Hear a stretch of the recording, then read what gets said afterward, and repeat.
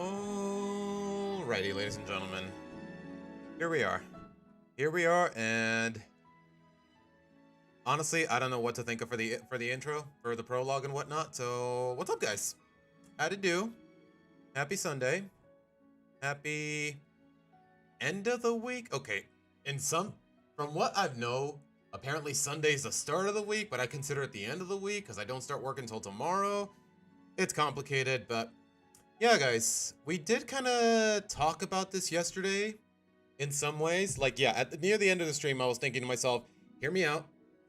What if I rank all the highest rated TLH episodes from IMDb and see how that plays out? Which, honestly, it has my curiosity because I think I said something along these lines yesterday.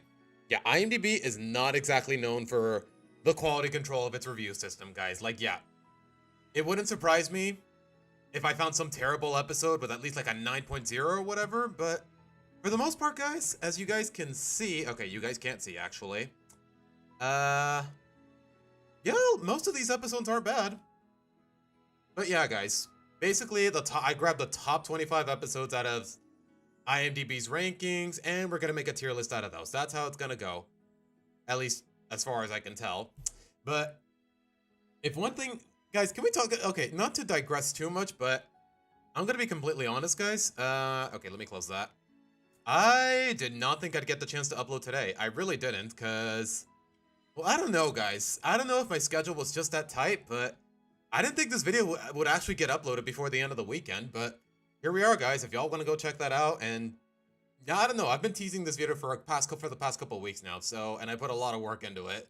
So if you guys want to check that out, be my guest. And well, if it weren't for the fact that we're doing this tier list, then yeah, we'd be doing a on-stream reaction as we usually do, but we're gonna save that for later. Or maybe we could do it now, but even then, I don't want the title to be considered clickbait. But alright, yeah, guys, just like I said yesterday, and as we're doing now, I'm ranking, I set it to the top 25. I could have done the top 30 or the top 40, but honestly, I feel like that would have dragged them for a little longer than what I would have liked, because I don't know, guys, I kind of want to get into everything today. I don't know, I want to make the tier list, I want to react to my video on stream, as is tradition, if you could even call it that. And also, I want to play some more Kirby, because we're really close to finishing and whatnot. But with that being said, you know what, let me say hi to people who are actually talking in chat. Hello, Swamp, hello, Mr. Chloe, hello, Arian, hello, Eric, hello, Tails, hello, SMG, sorry, I'm trying to catch my breath there. Hello, Redline, hello, Coolcoin, hello, Sora. Did I say hello, SMG already? I think I did. Hello, Erica. Wow, a lot of people really, guys. Okay, I don't mean to be too picky about it, but why is it that I get so many more viewers than usual on stream whenever I'm talking about TLH? I mean, I know exactly why. Most of my videos are about the show, but even then, it is a little disheartening that I can't branch out too flexibly, but hey, that's life. That's what I'm thinking, Erica. All I did was grab the top 25 highest rated episodes in IMDb, and every sister episode was put together with the same score. You can't just, for whatever reason, IMDb doesn't grade them individually, but even then, I'm not here to question it. I'm just here to rank them of my own accord. In some ways, relatively speaking. Hello, Luna. I mean, Luna, we just started like 5 minutes ago. You're not really late at all. We haven't even started. Didn't know you streamed on Sunday. Eric, I stream pretty much every day, every weekend day. What do you mean? Every Saturday and Sunday for the past year or so, I've always streamed, unless I stay otherwise on Discord and whatnot. Like, guys, it's really not news, but then again, you haven't been here, you haven't been on this channel long enough. You haven't been acquainted with this channel long enough. Let me rephrase that. But alright, guys, that's more or less how it's gonna go, and hold on, let me get some water real quick before I start running my mouth like I usually do, because otherwise it is not good for my health. And well, guys, it has been a really busy morning, to say the least. I had to get the tier list ready. I had to make sure everything was in order for the uploads. I went to bed really late last night. I think I went to bed about 11:30, almost midnight, just because, like I said, guys, yesterday I was really in the zone when it comes to editing, to where, yeah, I thought this video wouldn't get uploaded until Monday, but here we are, guys, because I managed to finish it last night. And I'm, so far I mean, compared to the viewership of TLH videos, I'm a little underwhelmed, but hey, it's a completely different subject, so I shouldn't be surprised. But even then, I appreciate the fact that it's barely been more than 2 hours, and it's still pretty decent viewership, at least by its own standards. That's all I can really say. Especially because I did give a few, some would say controversial takes as far as this episode is concerned, but hey, if anything, that just attracts more publicity. Not that I try to be too cocky about it, if anything else. But alright, guys. How is Snow Way Out top 25 on IMDb? Again, Eric, no, I'm sorry, not Eric, SMG, just don't question it, man. You know what, let me show you guys exactly how it went down. Hopefully, without doxing myself, let me show you guys exactly what my point of reference is. Assuming I can find it. Okay, here we go.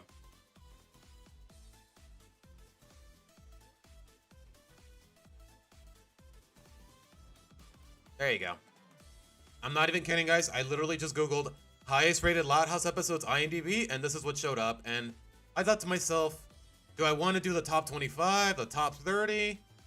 I went with the top 25 just to save on time. And honestly, I feel like at 30 or 40 or 35, it would just drag on for a lot longer than what it needed to. If there's one thing that definitely surprised me, though, it's the fact that...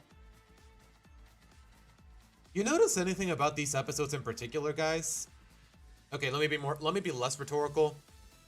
You notice what seasons they're from? Yeah, it tells you everything you need to know. Every single one of these 25 episodes are all from seasons 1 through 3. Unfortunately. Because, yeah, that's how it goes, Luna. That's how it goes. Because I guess around season 4 is when interest for the show started fading more and more to where whatever community there is on IMDb just started giving it less attention to where the review averages and whatnot, it just started getting a little more, I guess the criteria got a little more strict. I don't know.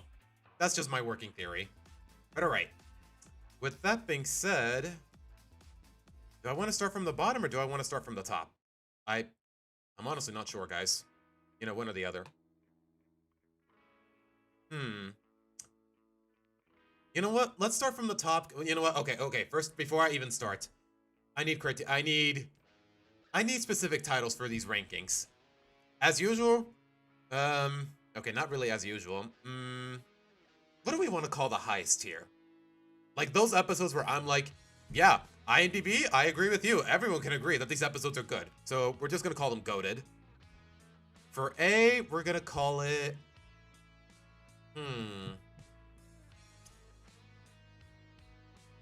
I wish there was a season 4 episode in there. I mean, Luna, yeah, okay, again, okay, forget everything I just said. Season 4 is around that time where the show definitely took a downward spiral in quality. Am I phrasing that correctly? But, anyways, for A, we're gonna call it nice. For B, we're gonna call it mid, as per usual. C, we're gonna call it yikes. And instead of this time around, instead of dog water, we're just gonna call it, why are you even here? Why are you even here? Question mark, exclamation point. That's all I can really tell you. Shoot me, get out of here. I don't know, guys. I could go one of many routes when it comes to the lowest tier. I just feel like dog water wouldn't be too contextually appropriate here, especially considering the whole idea is just ranking episodes that I didn't put on a hierarchy myself. They're just basically I'm picking them out of a hat. You can think of it that way. But anyways. So yeah. Goated, okay. Nice feels a little too basic if you ask me. Like it's basically the A tier of this bracket, so I need something a little more positive, optimistic. Let me think. I don't know. This terminology can be a little... Nosedive. That's the word I'm looking for, Eric. Yeah. Okay. Yeah. Nosedive. That's exactly the word I was thinking. I just couldn't remember it. It was on the tip of my tongue. Okay.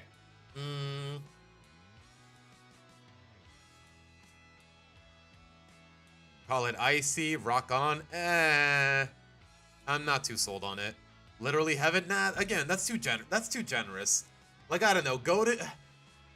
Goated is as good as it gets. Literally heaven. It definitely feels more flattering than that. You know what? Let's just call it gas. You know, because it's gas. It's gas. It's still really good. Not the best, but it's still really good, and I'd be happy to watch it again. That's really the best way I can make of it. Seabass approved. Guys, I don't know. Using my own name for these tiers, it feels a little too on the nose. But anyways, we're gonna work off of that. I think I can work with that. Diaper fodder. Okay, guys. In terms of the negative tiers, nah. I think I'm satisfied with these names. Am I satisfied with yikes? So, see, you guys just leave me second guessing. That's all I can tell you. Anyways, all right. Let's begin. Save the date. Guys, I have a whole 11-minute video ragging on this episode. If that doesn't tell you everything you need to know, I don't know what to tell you. You know what? What was... Okay, as far as... Why is it this up high? Is it because of his sister episode, or is it because people actually hold this episode in particular in high regard? Let's see what the first review says. Hilarious episodes where the Louds impersonate each other. Second episode was great, from Lincoln meeting with Ronnie and... That's it? That's your only... Okay, you know, I need to see these reviews for myself. Hold on. Let me see. Can I actually? Or... No, this just tells me where to find it on streaming platforms. What is this cursory... I don't know, guys. Okay, yeah, like I said. IMDb, zero quality control, zero... credibility, and by extension, zero credibility. No, I think Save the Day is I hate to start off so negatively, but unquestionably, I'm putting this in why are you even here tier. Seriously. D equals what was IMDb smoking? Stuff along those lines. Like, I don't know. I think why are you even here is concise enough. Yeah, Ronikin, I still hate it. I don't stand by it. I hate the whole picks on you because she likes you trope, even though they definitely improved on it as the seasons went on, because like I said, Relative Chaos is one of my favorite episodes. I thought it was really good. I might have glazed it a little too much in my best episodes ranking, but as far as this individual episode is concerned, I hate it. And don't even get me started on its predecessor. Freaking, what was it called again? Heavy Metal? All I can tell you is, okay, how did it go? Okay, Ronnie Ann picks on Lincoln. His friends tease him as a result, even though it should be the other way around, and then Lincoln gets so unrealistically fed up on both ends that he insults Ronnie Ann, and then Bobby dumps Lori as a result, which, yeah, is already petty. Like, you know what? I'm gonna just let Video Me do the talking as far as the premise is concerned, because, again, this feels very redundant, and it's really not that even old of a video, come to think of it. So, yeah, just let Video Me do the talking. What should be the most fun from one fun visual? This episode is awful, and we're giving it a follow-up? Did we really need a successor to the toxic cesspool that is Arnold and Helga? No! Okay. I will say this, though. No, I take it back. No, I was about to give Arnold and Helga a little credit, but no, I still hate that ship. I still really do. Not necessarily just because of the whole, oh, she picks on you because she likes you. It's really just the way it's handled as the series goes on. But you know what? We're not here to talk about Hey Arnold. To be fair, you had every chance, and she's so creepy she built a shrine. Just slap a sad backstory on her. That'll make it all okay. Okay, Eric, I'm not gonna lie, that feels a little racist when you make that analogy. Right?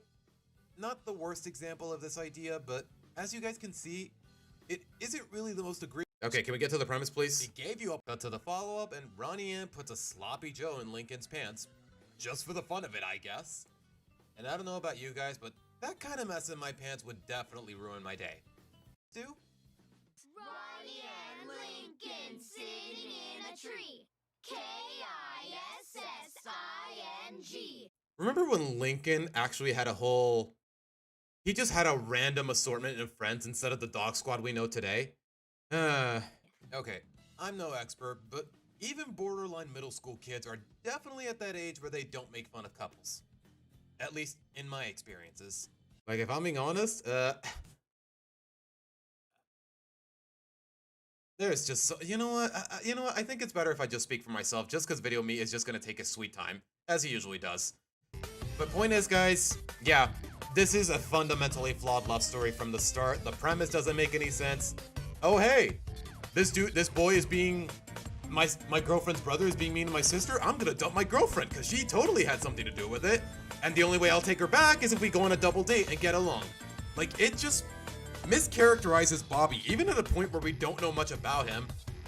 It makes Lori seem so harsh and awful, and like, this is definitely at a point where yeah, I did not like Bobby and Lori's relationship. It definitely got better as time went on, but everything about this episode is just one colossal yikes. No pun intended. Like, okay, they do get along. Like, in some ways I can understand what they're going for, but for the most part, it really fails in execution. It's all I can really say. Like, the kiss did not feel warranted, the breakup did not feel warranted. Everybody, save for Lincoln, is either an idiot or an asshole. It's really all I can say. So, if y'all want to, okay guys, let me put it this way. If y'all want to hear more, just go watch my review. It's not that old of a video. You should find it on my channel, easy enough. But yeah, we're keeping this here, unquestionably. Yeah, honestly, official, it just feels like a, how do I word this and it makes, gosh.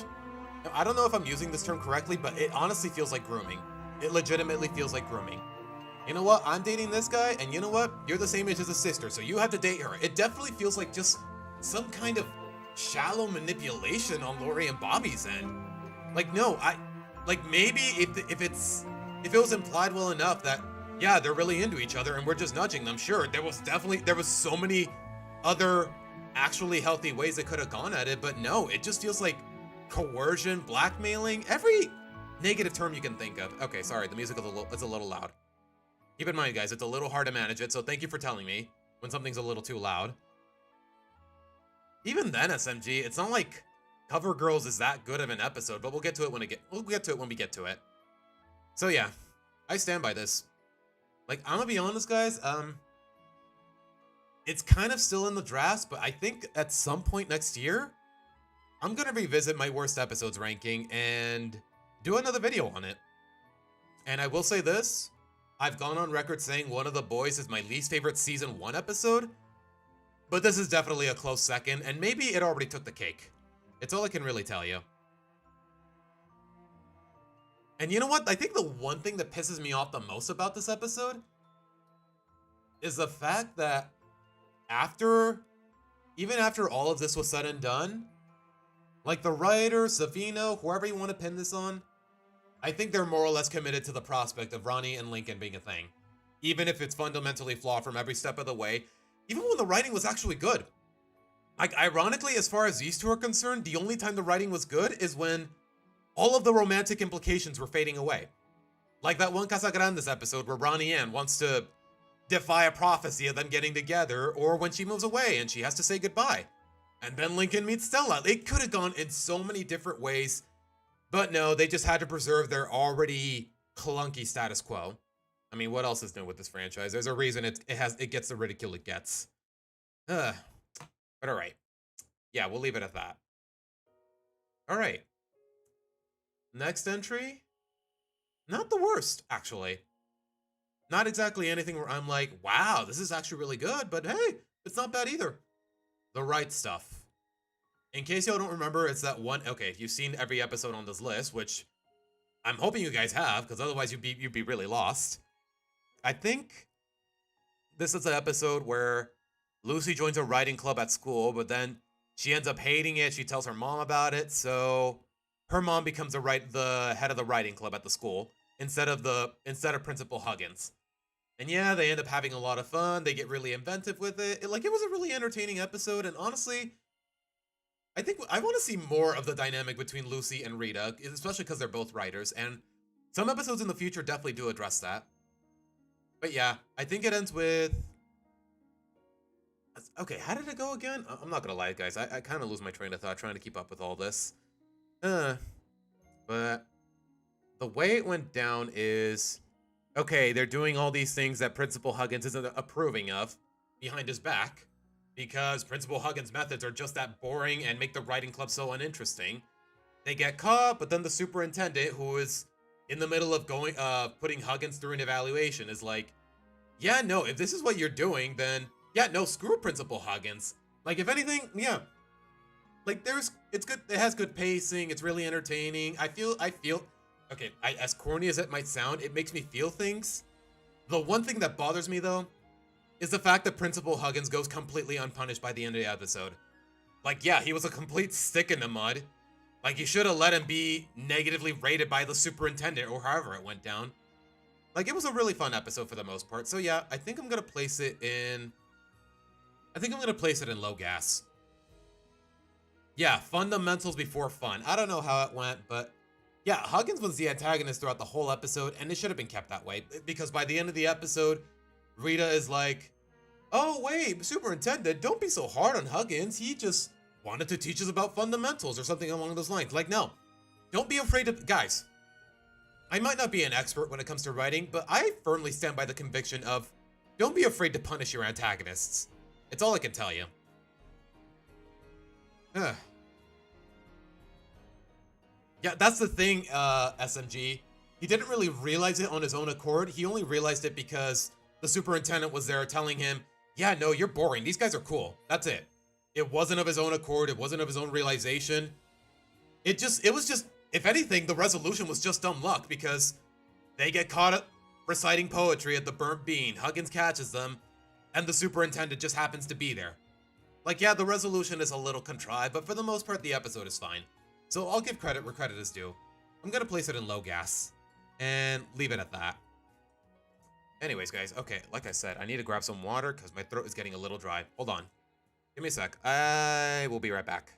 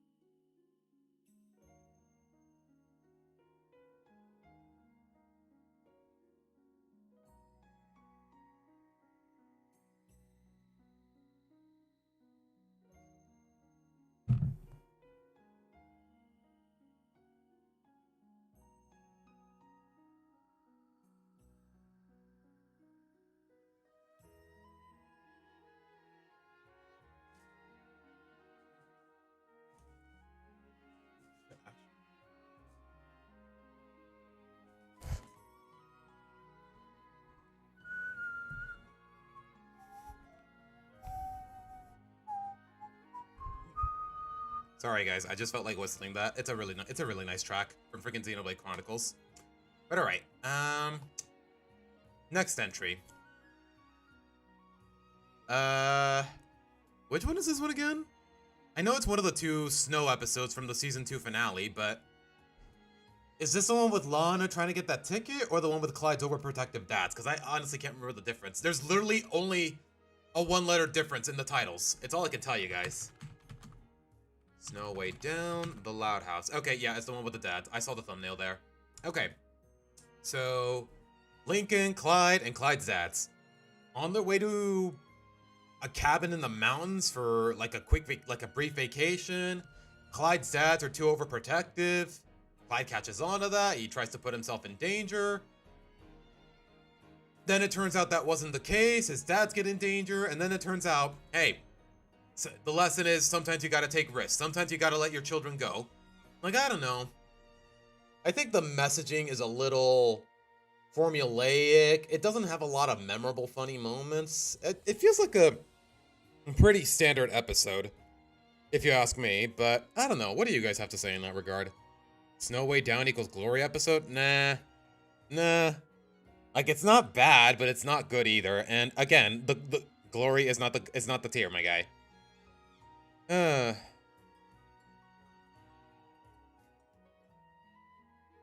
Max, watch your mouth, man. Don't be rude to the other chatters, guys. Yes, official. I'm using Firefox. Yeah, because Chrome was just taking up too much RAM in my freaking while I'm streaming to where, yeah, I ended up dropping a lot of frames. So yeah, from here on out, I'm a Firefox guy, and nobody can stop me.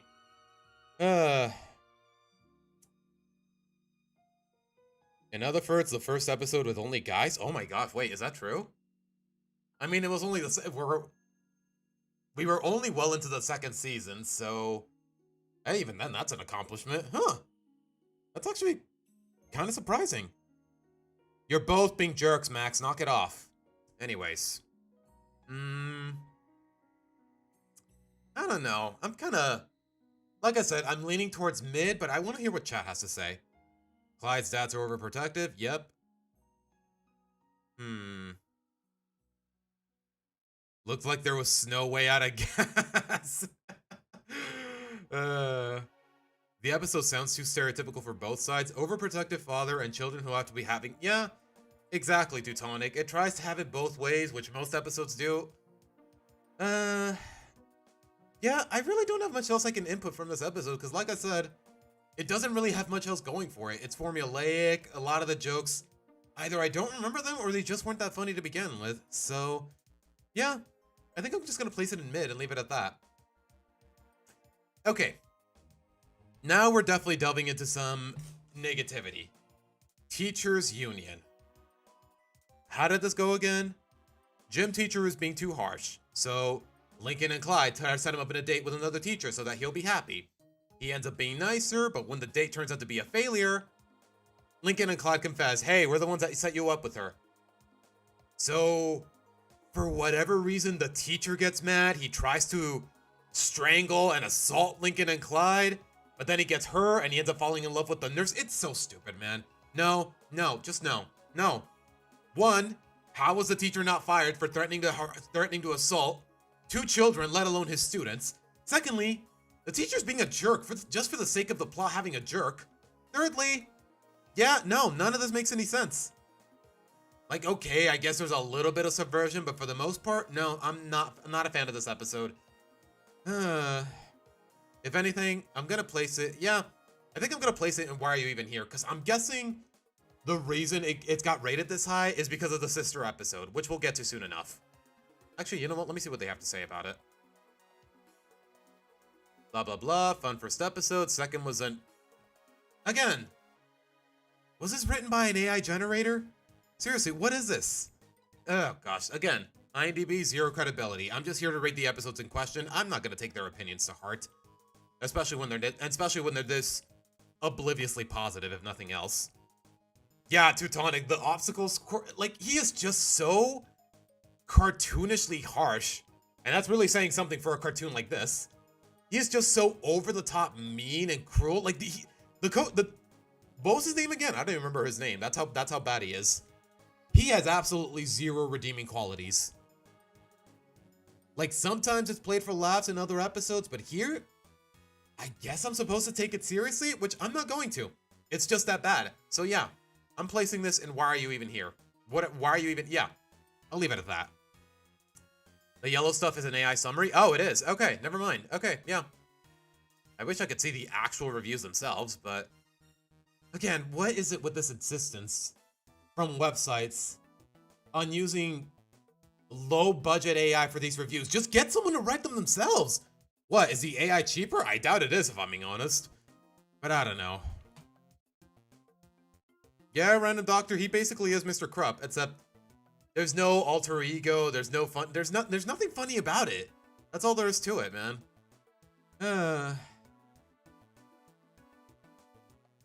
I mean, Arian, we're not gonna get into that whole, we're not gonna get into all those legal logistics and whatnot. Pakowski, yeah, that's his name. Yeah, I hated him. Yeah, bent. Alright, let's see.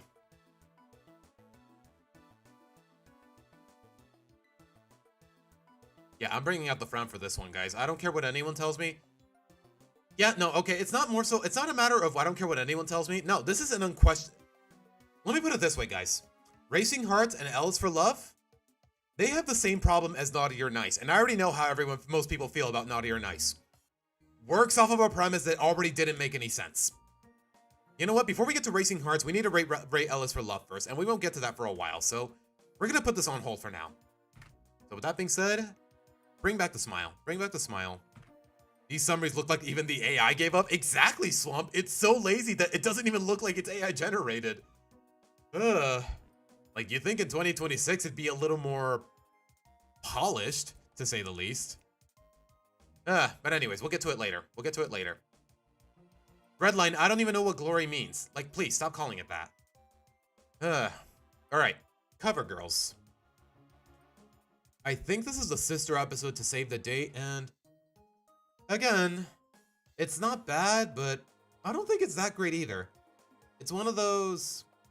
Okay, it starts with, okay, basically the gist of it is, hey, Lincoln and the sisters, they'll always cover for each other to avoid getting in trouble with their parents. It starts with Lincoln breaking curfew while he's hanging out with Clyde, so he calls his sisters to keep his parents distracted until he can sneak into his room.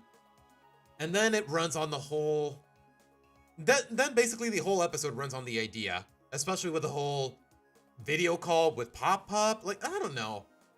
On one hand, it's an entertaining episode, and I definitely didn't forget it existed. It's not forgettable by any means. But on the other, a lot of the sisters' behavior definitely bothered me. Just out of the blue on cleaning day. Oh, hey, Lincoln, I gotta do this outside. Can you cover for me on cleaning day? Like, no, own up to your responsibilities and clean. Do your job. No. Like, I don't know. A lot of the sisters' behaviors definitely felt a little slimy, if not downright abusive. It's all I could really tell you. So, I don't know. Like, okay, it was funny. It had a cute, funny visuals, but honestly, the resolution definitely... It felt a little scuffed, for lack of a better term. Like, it basically ends with, okay, their parents catch on to what they're doing with Pop Pop. They're all disguising themselves as each other or the respective sibling or whatever. So as punishment, Mom and Dad are like, okay, you can go back to what you're doing, but you have to keep what you're wearing. No matter how much it backfires, no matter how awkward it gets. And the episode really tries to sell you on the idea that it does backfire. Okay, Luann is wearing Lucy's outfit, and apparently it has like a pocket to store some bats. It backfires while she's entertaining a children's party. Like, nah. The resolution felt a little too forced, admittedly. So, yeah. It's not, again, not the best, but not the worst either. So I'm gonna keep it in high mid and leave it at that. Anyone concur? You know what? Do I even need to ask you guys? It's my tier list. I'm the one... I get paid... Let me put it this way. I get paid to be listened to. Oh my gosh, that sounds so rude. You know what? Forget I said anything. Anyways. Okay. Guys, yeah. Yeah. It's been a year and 4 months since I did my best episodes ranking. I guess a year and 5 months if you count the amount of time it took me to write the script and edit. Yeah. This is still a very good episode. Yeah, Head Poet's Anxiety. It focuses on a very niche dynamic of Luann and Lucy, which honestly I wish I could see more of. You know, one is a writer, another one's a performer. It feels like a match made in heaven, and you know what? This episode takes full advantage of it. Yeah, I'm putting this in GOATed unquestionably, guys, just because it's heartfelt, the jokes are memorable, the messaging is great, the dynamic is great. Like, I can't think of a single real problem with this episode. So, okay, here's how it went down for those of you that don't remember.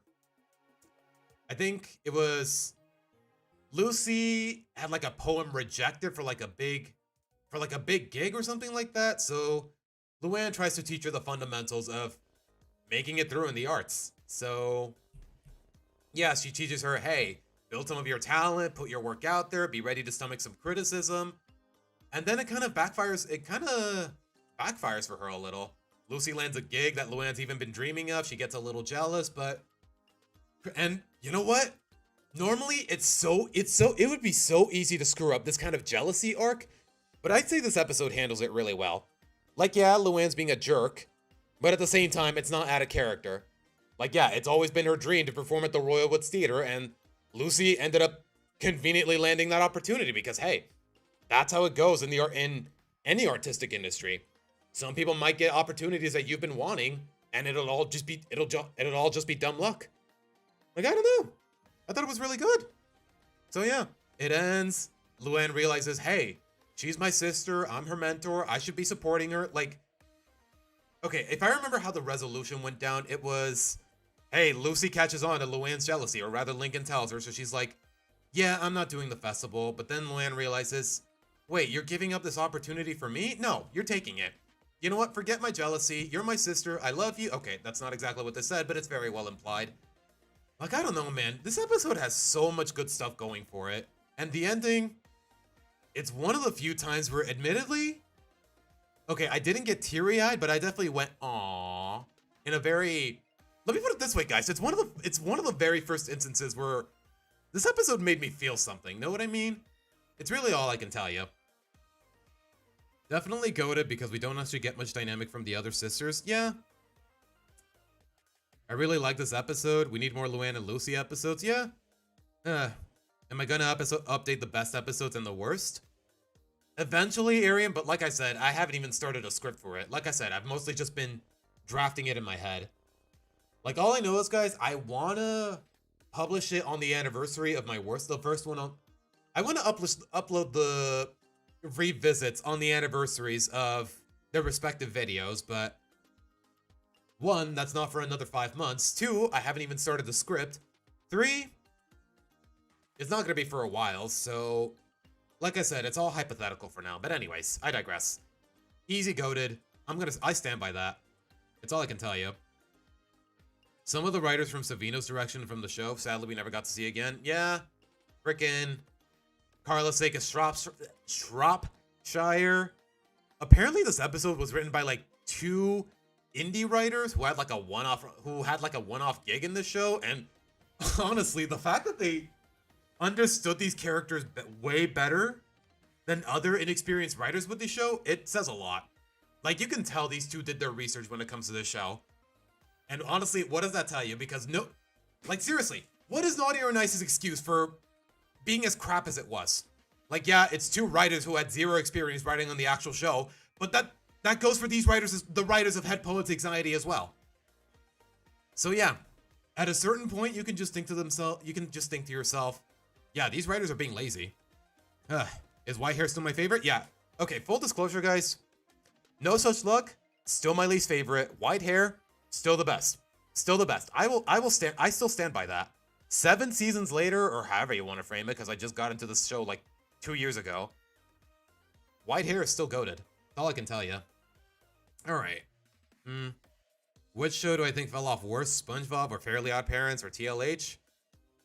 Random, the fact that I had to decide who fell off the hardest out of so many Nickelodeon shows, or one too many rather. I don't know, man. Pick your poison. It makes no difference either way. Let's just agree they all suck. You said it yourself. Yeah, that makes it worse, Arian. They had 9 seasons to work with. These guys had 2, and they still nailed it. Like, it's not hard, guys. Just spend 15 minutes watching a video summary on YouTube. Read up on the wiki. Something. Anything. Watch some episode yourself. Cash in on a Paramount Plus subscription. You have a job, don't you? You're getting paid to write a whole movie. Maybe you already were? I don't know. It's all hypothetical. Anyways. Alright. Snow Way Out. This is the other one of the season 2 finale, because I got no better way to explain it. I don't understand the theming in it. I guess the idea was having a season 2 finale around Christmas time. I don't know. That's, like I said, pure hypothetical. Okay, so Lana wants to win a raffle, wants to win a ticket to meet like her favorite NASCAR racer, and they're all hidden in burger wrappers. So she takes the whole family to a burger joint. Then they end up getting too compromised. Lenny finds the ticket successfully, but the thing is, it was getting really snowy, so they end up getting trapped at the restaurant overnight. And then the only way they can get out is if they agree to get Flip the ticket, because, you know, Flip isn't a douchebag as usual. Yeah, you're gonna let these children freeze to death just for the chance to meet a NASCAR, or just because you want to meet a freaking NASCAR racer. Yeah, this episode really adds on to my vehement contempt for Flip. But if you put that aside, this episode could have been a lot worse. Like, Lana gives up the ticket out of love for her family, which honestly is a nice touch. A lot of the episode is very memorable, and Lana ends up getting her to meet her idol anyways, even without the ticket. So, all is well that ends well, but it's definitely losing a few points just for, yeah, like I said, making Flip even more dislikable than he already was. It's all I can really tell you. Yeah, that's the thing, Ghostfire. I can't even call it a Flip episode, because most of it revolves around Lana, but yeah. I'm torn. I want to place it in low mid, but I also want to place it in high yikes. I don't know.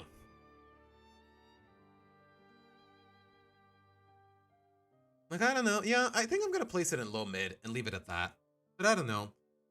Flip doesn't really care if 11 children die. He should be locked up. Flip was a mistake. Exactly.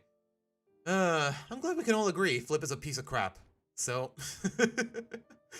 If there's anything that brings people together, it's hatred.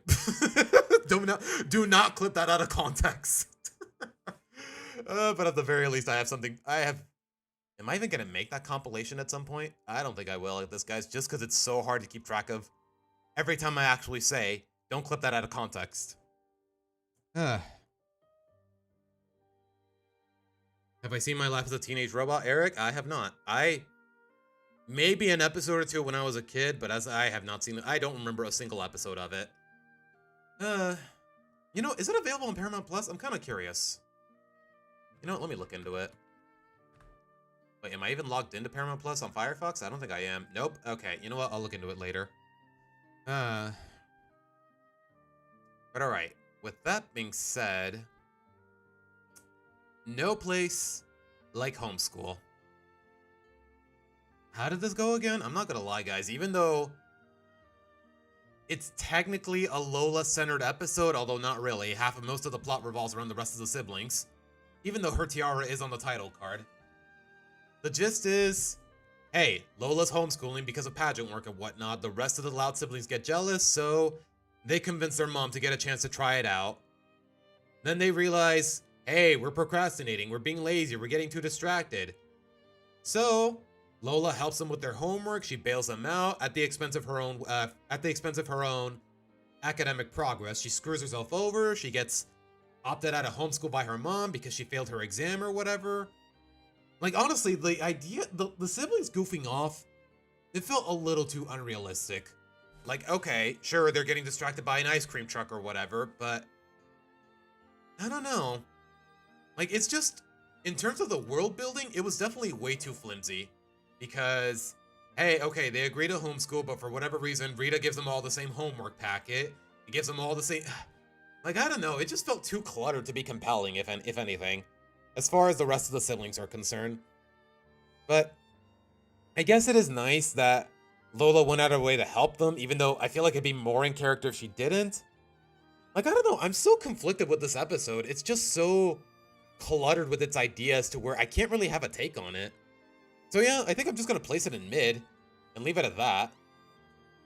Does this count as giving a Lola episode a low rating? I really don't think so, because like I said, it's way too clunky. No, Luna, that's freaking read aloud. No, this is the one where, again, like I said, it's implied in the title, homeschool. The one where they're homeschooling. But alright. This tier list is logical, but in all seriousness, is it though? Okay, the tier list, maybe. Okay, that's basically my own take. I'm not about to toot my own horn, but I don't know what IBM is thinking. IMDb is thinking when it comes to these reviews. You know, just out of curiosity, let's see. You know what? What's an episode I can definitely agree has no business being rated this high? You know what? I know. L is for Love. Let's see. Where can I read the reviews? Wait, only 2 user reviews? Hold on. Take your time, internet. I got all day. Oh, you need to sign in to see them all. Oh, okay. Yeah, no, I'm not about to make an IMDb account. I'll tell you guys that much. Blah, blah, blah. Take care of minors. Okay, can I read this? Am I actually allowed to read this? Not feeling insecure if you like a person? Who even... This is such a basic-ass review. Why is this... Okay, again, I guess I can't get the full picture unless I make an account, which I'm not going to, so yeah, we'll leave it at that. Lisa's weakness being arts and craft? I guess it does have...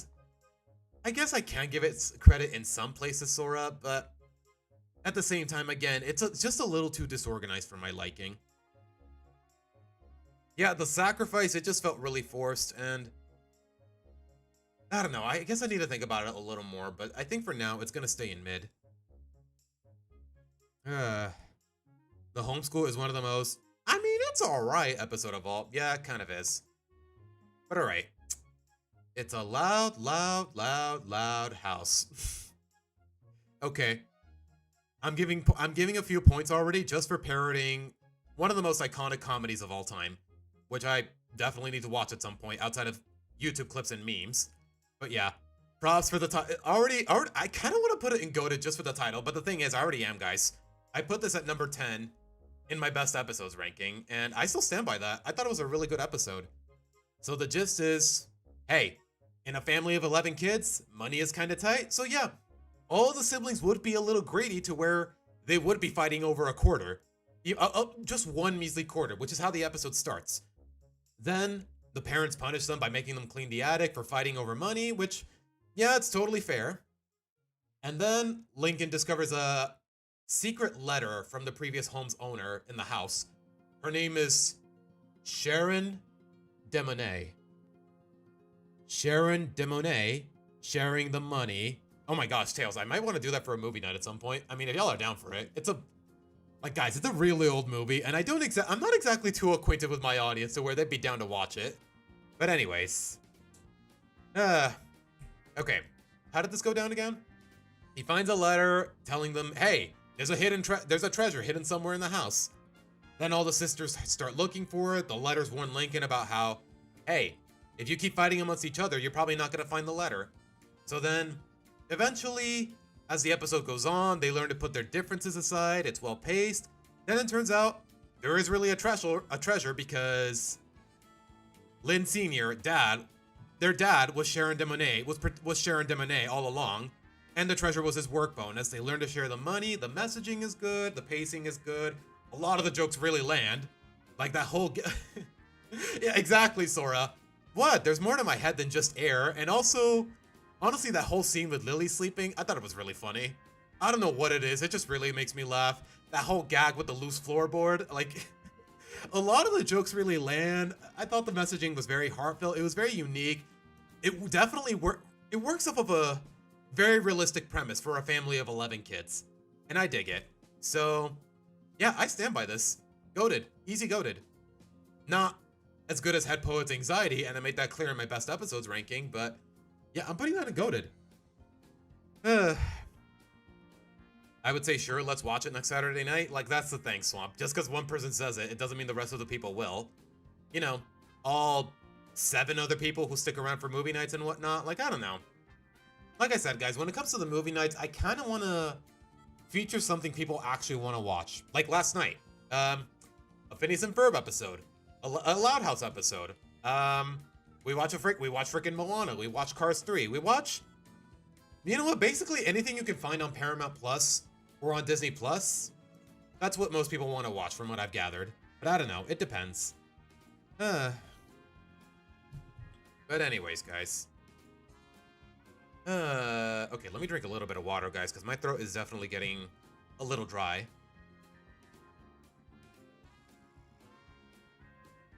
All right. Anyways, selfie improvement. So, I do remember how this episode went down. Okay, Lori, she's kind of on a high of taking quality selfies, which I guess for a 17-year-old it does check out, realistically speaking. But then it turns out her self-imposed rival is outperforming her at pretty much the same thing. So she takes all these extreme measures to improve her selfie quality. She starts being a jerk to everyone around her, and it culminates in her forcing Bobby to drive 3 hours to take a picnic selfie after he just got mouth surgery. And dare I say it, this is one of the few, I think this is the starting point where I actually ended up liking Lori and Bobby's relationship, because up until this point, it legitimately just felt like a plot device, which it's no different here, but at the same time, it actually amounts to something meaningful. Between this episode and Misconnection, this is where I really started getting into Lori and Bobby's relationship as a meaningful and well-written relationship. So I'll give it points for that. And that's not even the end of the episode. The episode ends with Lori coming across Carol and saying, hey, if you want to win the selfie competition, then hey, it's all yours. I have more important things I need to focus on. And then it turns out Carol is just as jealous of Lori as Lori is of Carol, resulting in a friendship that really doesn't get explored much, but at the same time, that is a really charming twist. So yeah, I'd say it's a very underrated episode. So here's the thing though. Do I want to place it in high gas or do I want to place it in goated? Because I think it's a very good episode. Definitely better than The Right Stuff. just in terms of pacing and the messaging and pretty much everything. Like, yeah, Lori's a little dickish, but it's still in character. So, yeah, I really have nothing to say. I really have nothing negative to say about it. That's just me. I forgot how much of a jerk Lori used to be. Yeah. And like I said, in some instances, I really am not a fan. It doesn't check out. It's not in character. It just makes Lori seem like an. Okay, again, I'm really trying to lay off the swearing as much as I can, but yeah, sometimes it works, but other times it really doesn't. Like, I guess she flip-flops, but then again, these episodes are 2 seasons apart, so yeah, I'm gonna place it in high gas, guys. What do you guys think? Ugh. Avatar: The Last Air. That's the thing, Kaizu. I already saw it when I got leaked, and I thought it was pretty boring. I thought it was pretty mid, for the most part. Anyways, let's see. All right. Potty. Okay, Arian, do me a favor. Please stop talking about an episode before I get to it. It's not your channel, man. Get over yourself. All right, Potty Mouth. Okay, I will agree. It's not one of the best episodes. Definitely not Lily's best episode, but it was still really fun to watch. It starts with, hey, the siblings are worried that they're being a bad influence on Lily because they think she accidentally let out a swear. She accidentally said out a curse word. So they take all these measures to make sure to influence Lily into being better and not swearing. But then it turns out the plan's not working. She has a big interview with a preschool principal or something like that. Like, it's basically your run-of-the-mill. That just results in a bunch of run-of-the-mill cartoon slapstick. Like, I don't know. A lot of the episode, it felt like... how do I word this in a way that makes sense? It felt like just your run-of-the-mill slapstick. It didn't feel inventive. It just felt really forced. Like, okay. Like, I don't know. I get it. The Loud siblings are being a little paranoid about Lily just letting out the swear in front of the principal or whatever. But at the same time, the rest of the episode is still a lot of fun. Like, honestly, I thought the writing was really clever for the most part, except for the whole dashing through the snow running gag, which honestly, it got annoying after the second try. But anyways, it ends with, it turns out Lily was never unintentionally swearing. She was actually trying to say donut instead of damn it. The principal catches on to that, but for the most part, it's a pretty by the numbers episode. But I think the ending is what really puts it from a mid to a gas. Seriously, okay, can I show the ending? Hold on, let me see if I can find it on YouTube. Okay, hold on.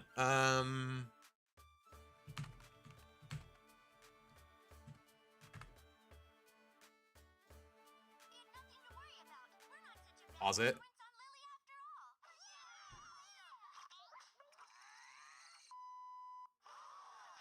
That's not edited, guys. That's straight up how the episode ended. Like, just listen closely. If y'all can... Wait, did I raise the volume low enough so you guys can hear it? Nothing to worry about. We're not such a bad influence on Lily after all. Like, okay, happy ending. Yeah, Lily got accepted in the preschool. They're not a bad influence. But then...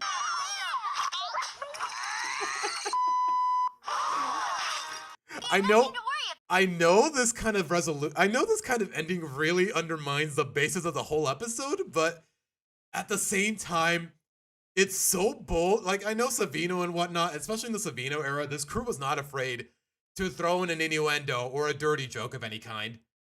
But this just takes it to a whole new level that I've never seen out of a Nickelodeon show before. And that's really saying something, considering that whole... Even when you take Sailor Mouse from SpongeBob into account, I thought it was just that funny. The comedic timing was just way too freaking perfect, man. So yeah, I think just from that ending alone, you went from a mid to a gas. It's one of those circumstances where the ending just really solidifies the episode. Like, honestly, like I said, most of the episode, you can take it or leave it, and that's the only reason I'm not placing getting voted. So yeah, I'm gonna place it in low gas with no regrets. That's all I can tell you. Ugh. Lily cursing instead of Lincoln, the sisters of the pair. Exactly, Teutonic. The whole episode, at the end of the episode, they realized, oh hey, we're not swearing so much. Lily's not picking up anything from us. But then, She's not even saying damage. She is straight up dropping an F-bomb. It was crazy, man. Like, the first time I saw it, I lost my marbles. I'm serious. She actually said she wanted to curse while working on preschool shows. I mean, okay, okay. This is my working theory, Sora. As far as Grey Delisle is concerned, Grey Griffin, whatever you want to call her. 3 seasons of voicing Azula, a character who feels like she was practically born to be a sailor, to have a sailor mouth. But she's on a Nickelodeon show, so I feel like this is just very cathartic for her. It's really all I can think of. But alright. Hi Pixel, welcome to the stream. Is the music too loud? Okay, sorry. Like, that's the thing, guys. When I adjust the volume so you guys can listen to a clip, I gotta adjust the volume on OBS. So, anyways, thank you for reminding me, Swamp. Alright. Next episode. Yeah, there's no arguments there. I can't disagree.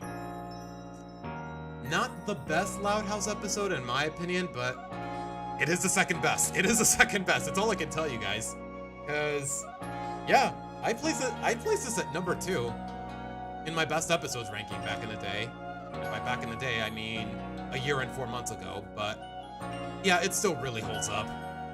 Okay, Luna signs up for a music competition. She has to write an original song, which she already has. But then she hears the criteria. A song the whole world will love. You gotta write music that pleases everyone. And she takes that advice to heart. She starts hallucinating her family doing musical numbers, which is, after getting a psychoanalysis from Lisa, she's realizing, is this my means of scatting out the genre that I need for this song? And then she realizes, bubblegum pop. The judges love her song so much, they try to compromise her career, they make all these changes to her talent and everything.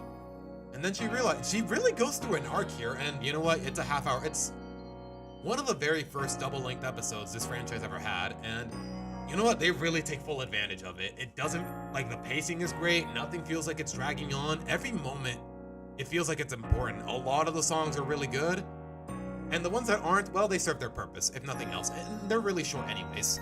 That's all I can tell you, but yeah. Play It Loud, absolute banger. What have I done?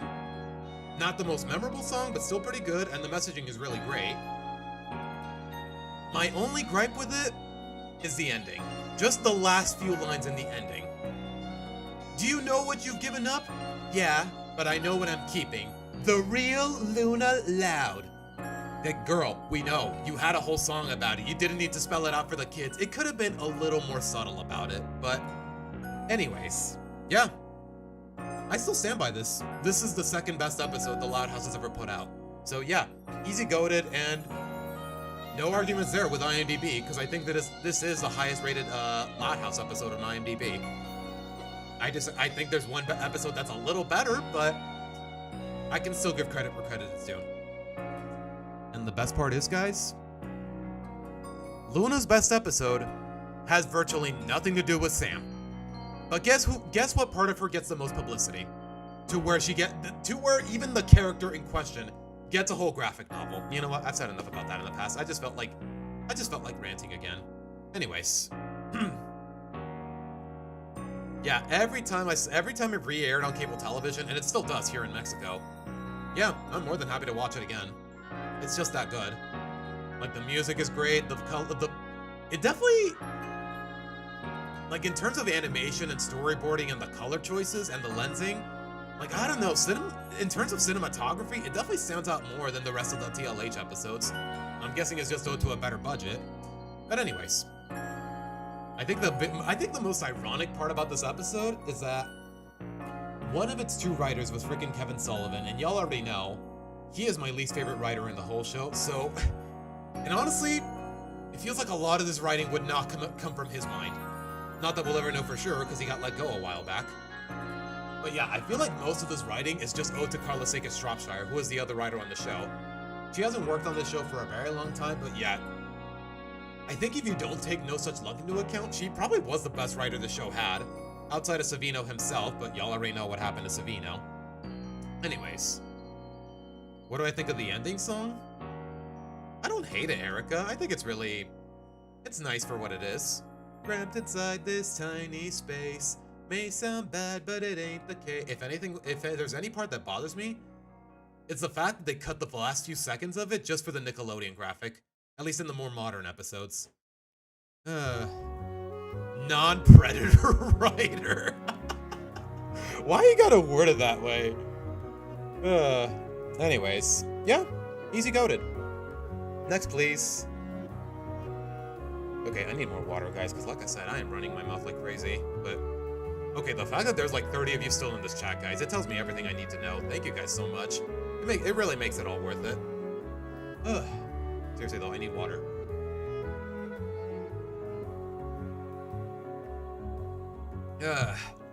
Hydrate or dihydrate, as they say. If you really think about it, Flip is an unfunny version of Eustace Bag from Courage the Cowardly Dog. I think he's more of an unfunny Mr. Krabs. Just switch the Krusty Krab for a convenience store, and it's basically the same thing. And remove all the comedy. And there, you got Filippini, whatever his name is. It's still a really dumb name, by the way. You stupid dog, you make me look bad. Booga booga booga booga. One of the very few lines that I still remember from my childhood, and it's really saying something, because I remember little to nothing about Courage the Cowardly Dog. And maybe it's for the best, because it's a pretty scary show, from what I remember. And again, I also heard the line in Spanish. Estúpido perro, me hiciste ver mal. Booga booga booga booga. Oh, least favorite. I was about to say, Max. Yeah. I don't know a single person who thinks... Okay, let me put it this way. I don't know a single genuine person who thinks to themselves, wow, Kevin Sullivan was my favorite writer in The Loud House. Like, I'm gonna be honest, guys. I'm the kind of person who's like, no. Like, I know a lot of people like to say you're entitled to your opinion, but this is my channel. This is my turf. Like, sometimes I will say, hey, more power to you or whatever, but most of the time, if I think something sucks, I'm not about to encourage anyone else into liking it. That's all I can tell you. So yeah, your opinion, as harsh as it might sound, your opinion can suck it if I disagree with it.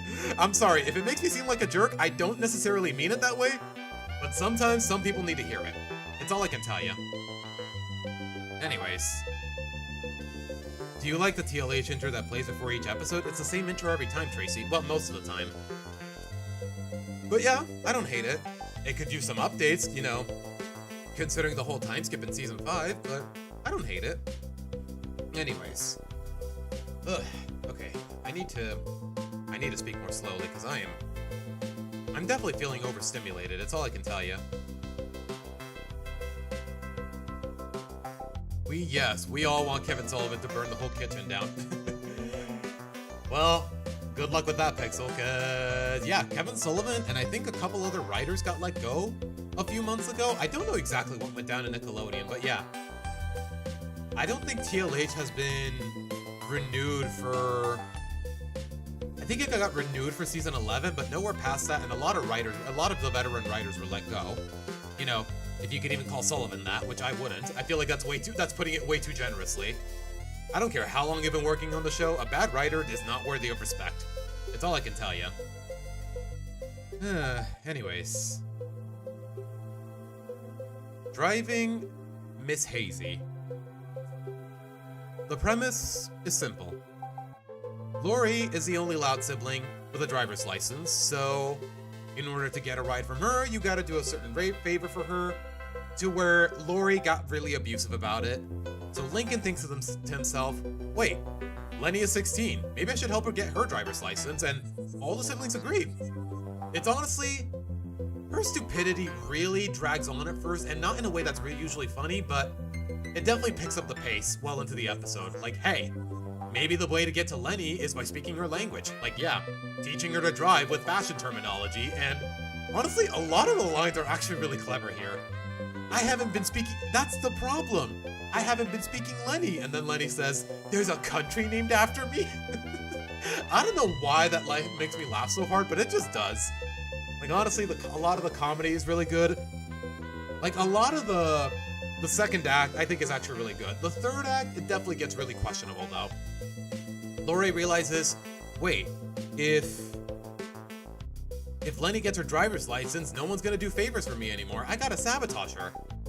And like an idiot, she brainwashes Lenny into flunking her exam, but then you also realize it's a freaking driver's exam. If she screws it up, she could get hurt. Her car could crash.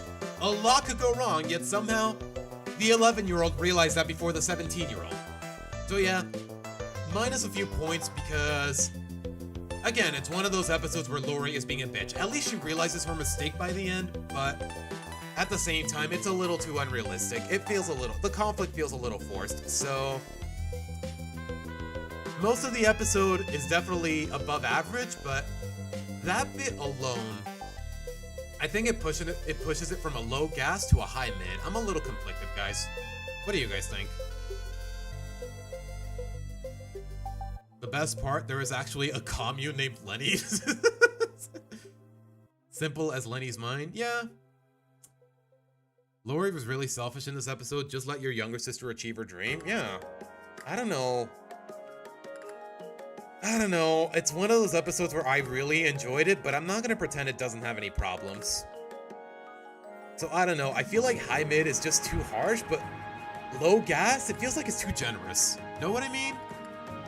Yeah, I'm gonna place it in low gas. No pun intended. Because, you know, driving, gas pedal. No pun intended. Alright. Well, while we're still mentioning Kevin Sullivan, guys, this is one of the very few instances where, yeah, he absolutely popped off. I'm placing this in GOATed, and nobody can stop me. The only instance, and trust me, there's like 4 different instances, where he actually nailed a love story from beginning to end, that being Luann and Benny. Like, it is such a far cry from Sam and Luna, and don't worry, we'll get to that in a bit.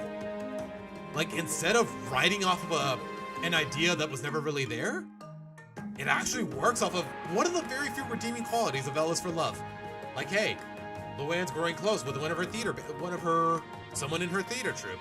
She doesn't know a lot about him, but she wants to spend some time with him, get to know him. Like, it actually establishes that Luna doesn't know her crush, unlike Sam and Luna, who were passed off as friends, but their first date is...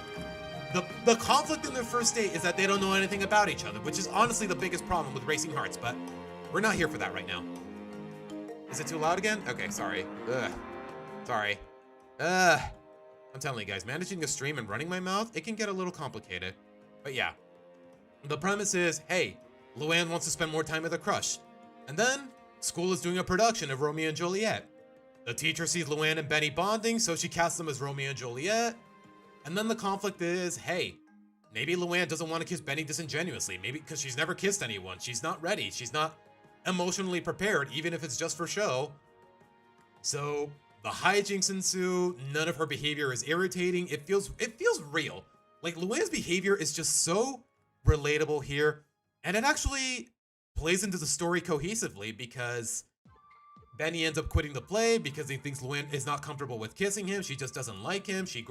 He thinks he grosses her out. Like, it's just very realistic behavior from beginning to end.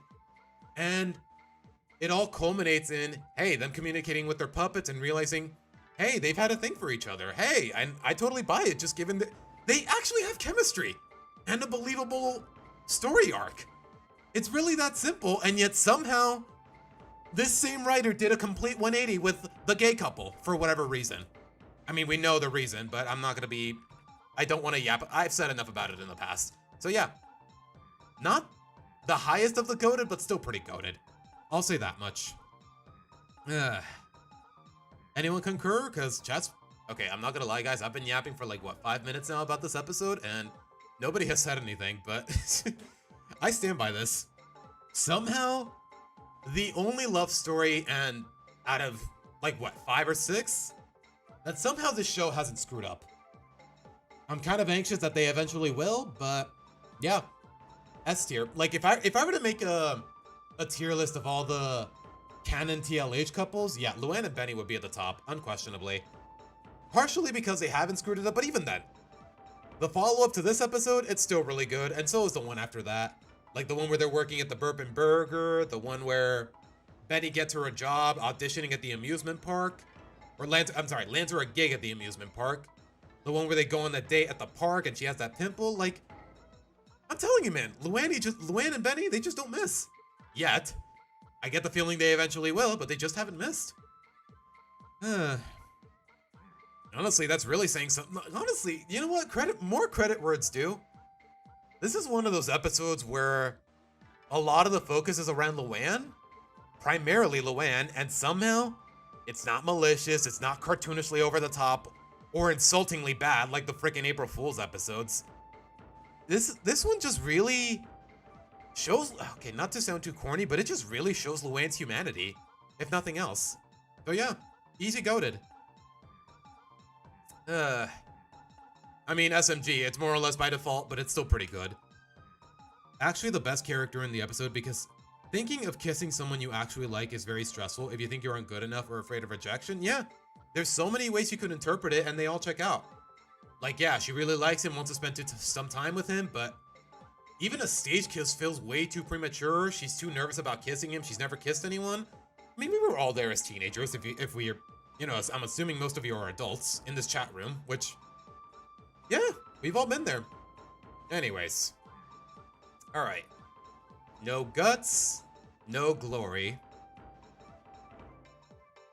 The show forgot to do an off-screen breakup for Luann and Benny, just like they did to almost every couple. Okay, Pixel, as far as we know, they're still together, but I'm gonna be real with you guys. If they somehow, never mind them breaking up. Okay, no, if they break them up, let alone if they write them off the same way they did Gavin and Lenny, I'm gonna be pissed. I'm gonna be pissed. Like, I know they've been really neglecting this couple in the more modern seasons, but no, don't you dare ever break them up. Just let them be endgame, please. Like, it's really not hard. It actually works. Like, yeah, Luann is a little outgoing and to where, almost to a fault, like I said in the April Fool's episode, like, Benny really balances out her character. And like I said, the best way I can summarize it is there's just chemistry. That's all I can tell you. But alright, guys. No guts, no glory. Okay. If I remember how this episode went down, it was... Okay, mom and dad are out. The eldest sibling is in charge, that being Lori. And yeah, she's as much of a hard ass as ever. She's a hard ass, as always.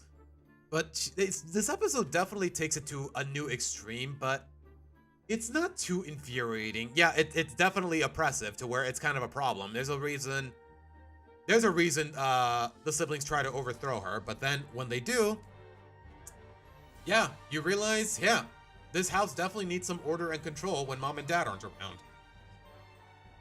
And yeah, that's exactly what happens. Once Lori is gone, all the siblings spiral out of control, and Lincoln realizes, yeah, maybe Lori did need to be a little strict when mom and dad are away. And then you also realize, yeah, Lori doesn't take pleasure in this. Like, yeah, she can be strict, she can be a little harsh, but ultimately, it's for the greater good. Like, her behavior is a little cartoonishly strict, but it's not insultingly bad like it is in Save the Day or freaking... What else were we talking about? I guess also self-improvement, but again, it's not too bad there either. So yeah, there's definitely worse examples of Lori being a dick, but here, she's a dick with purpose. That sounds so weird out of context. So, I don't know. I want to place it in mid, but I also want to place it in low gas. Okay, so far, I am just now realizing, guys, I have placed nothing in yikes. Even though the bracket is right in front of me, I have placed nothing in yikes. So you know what? Just to balance things out, I'm going to put something in yikes. Actually, no, I'm going to put Snow Way down in yikes. I'm going to put Snow Way out in mid. I don't know. I guess I just like Snow Way out a little better. Oh my gosh, SMG, I completely forgot that actually happened. Like, I don't know. Like, I guess in terms of when the siblings spiral out of control, it definitely feels out of character for most of them, even for a bunch of kids who tend to have tendencies to misbehave, but never to this extreme. Like, I guess the conflict is a little forced in that regard. Like, hey, Lynn bringing in San into the house to play her extreme sports or whatever. Or, who was it having a pie fight? I forgot who it was. Luna bringing in all those amplifiers? Yeah. I guess the more I think about it, the conflict is a little forced. But if nothing else, the messaging is really good and the premise at least checks out. But I guess the second act and some of the third is definitely a little clunky and inconsistent, almost to where it's bad. So yeah, I think you know what, when you put it that way, yeah, I'm gonna place it in mid with no regrets. Probably, yeah, let's say middle mid, the middiest of mids. You put it in a low yikes, yeah, that's fair. I don't know, I'm leaning towards low mid. I'm placing, maybe a high yikes. Okay, and you know what, the more I think about it, maybe putting Snow Way down in yikes is a little too harsh. I don't know. It's a lot of things I like, but there's a few things that I don't. To where, like I said, it almost balances out, but not entirely. So yeah, I think I'm comfortable placing it in high yikes, and I'm not just saying that because I want the yikes to bracket to not be empty.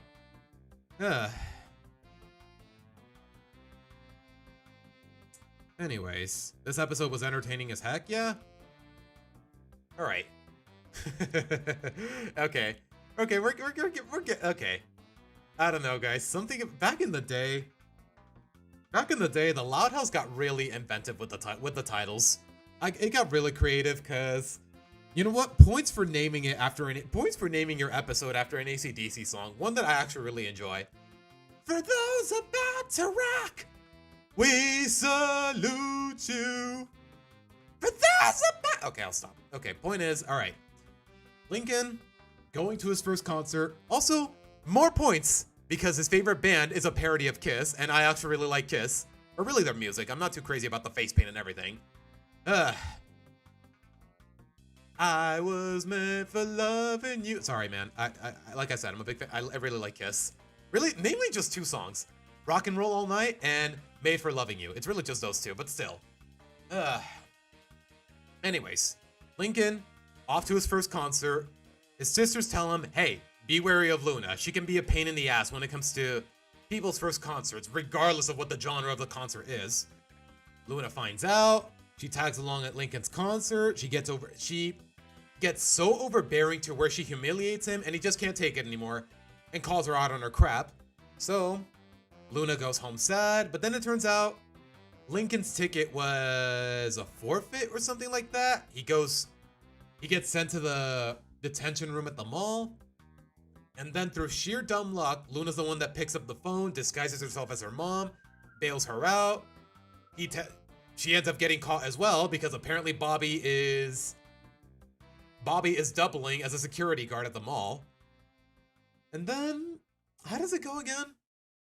Luna tells him why first concerts mean so much to her because her own first concert changed her life. It was a mixed swagger concert. Like, a lot of the elements really weave together, even if they are a little inconsistent, because one, yeah, Luna's being a little too overbearing, even given her enthusiasm. Like, I think she'd be a little more compelling if it weren't for the fact that she was overbearing in pretty much every concert imaginable. Like, why did she show up to a Barney concert for Lola and Lana? Why is she being so overbearing at an opera for Lisa? Like, I don't know. There's a fine line between cartoonishly silly and cartoonishly dumb, if that makes any sense.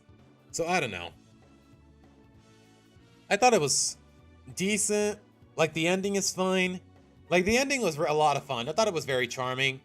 I think the one thing that bothers me about it all is just the messaging at the end, which I can definitely agree is a little clunky. So they get to the concert, and then Lincoln thinks to himself, you know what? Everything Luna was doing, it was never a problem. She's just really passionate. Like, no, that is terrible messaging, especially for a kid's show. Like, you really gotta draw the line somewhere, and this episode pretends that Luna never had to draw it. She herself did, but the narrative doesn't. So I think that's the one thing that stops me from putting it in goated and just makes me put it in gas.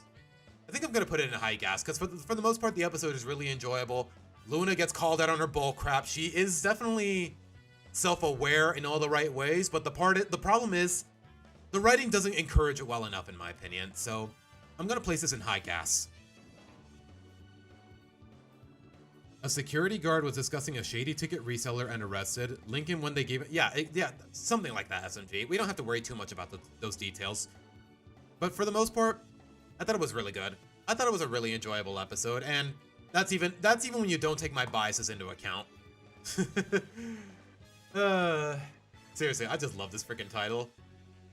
For bros about to rock, man. I'm telling you, they were always so creative with it.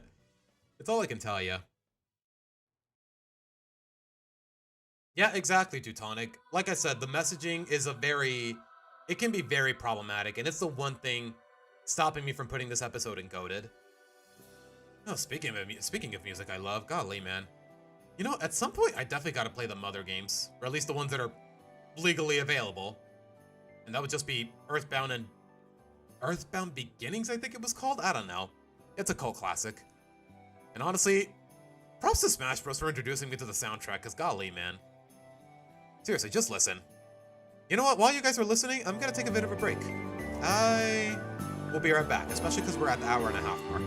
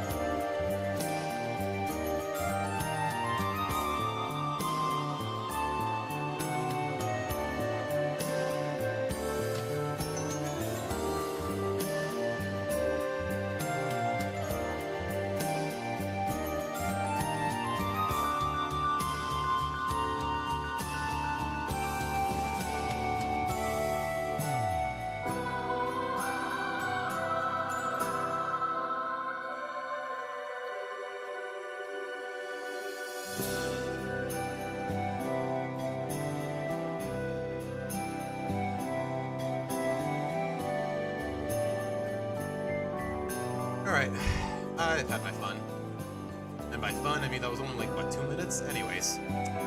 Okay, back to it. Okay, Swamp, you did mention at the beginning of the stream, you posted some art, so let's see.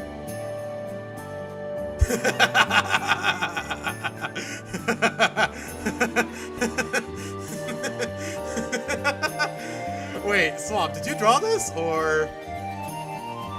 Wait, Swamp, there is... Oh my gosh, bro! My guy, if you drew this, you are really improving, my boy. Okay, hold on. That's a heart and a half, if I've ever seen one. Oh my gosh. Okay, I need to lower the music volume. Hold on. I gotta remind myself to adjust it whenever I have to. This is so good, man. Hold on. I don't even know where this is from, but I think this is really cute. Hold on. Guys, if you're on the Discord, give it a heart, guys, please. That's all I can tell you. Alright. Okay. I need to take a bit of a breather. Hold on. My gosh. You drew it over the digital, to be honest? Okay, you kind of traced it, but it's still really good. I mean, you drew the fins, you still put a lot of detail into it that you definitely couldn't just trace over, so props to you, man. Alright. Guys. We watched this episode yesterday on the Discord. Do I even need to say it? Do I even need to say it? Yeah, I mean, I was giving it compliments throughout the whole watch. Like, Tricked is just, dare I say it? Arguably the best Halloween special Nickelodeon has ever put out. And that's really saying something if you take SpongeBob's into account. You know, what was it called? Scaredy Pants, where the twist was he was trying to shear himself to look like a ghost, but Patrick accidentally sheared his whole body. Like, I'm sorry, man. Dare I say it, this is on par with Scaredy Pants. I'll tell you that much. Yeah, Tricked is just really good from beginning to end. The premise is, hey, Halloween season. Lucy is hosting, Lucy gets to pop off with her fear tactics, for lack of a better term. She's hosting the family corn maze. Lincoln is goes undercover in the, okay, there's a lot of subplots, but at the same time, they're all very entertaining. Okay, Lola and Lana wearing 6 different costumes to get 6 different pieces of candy.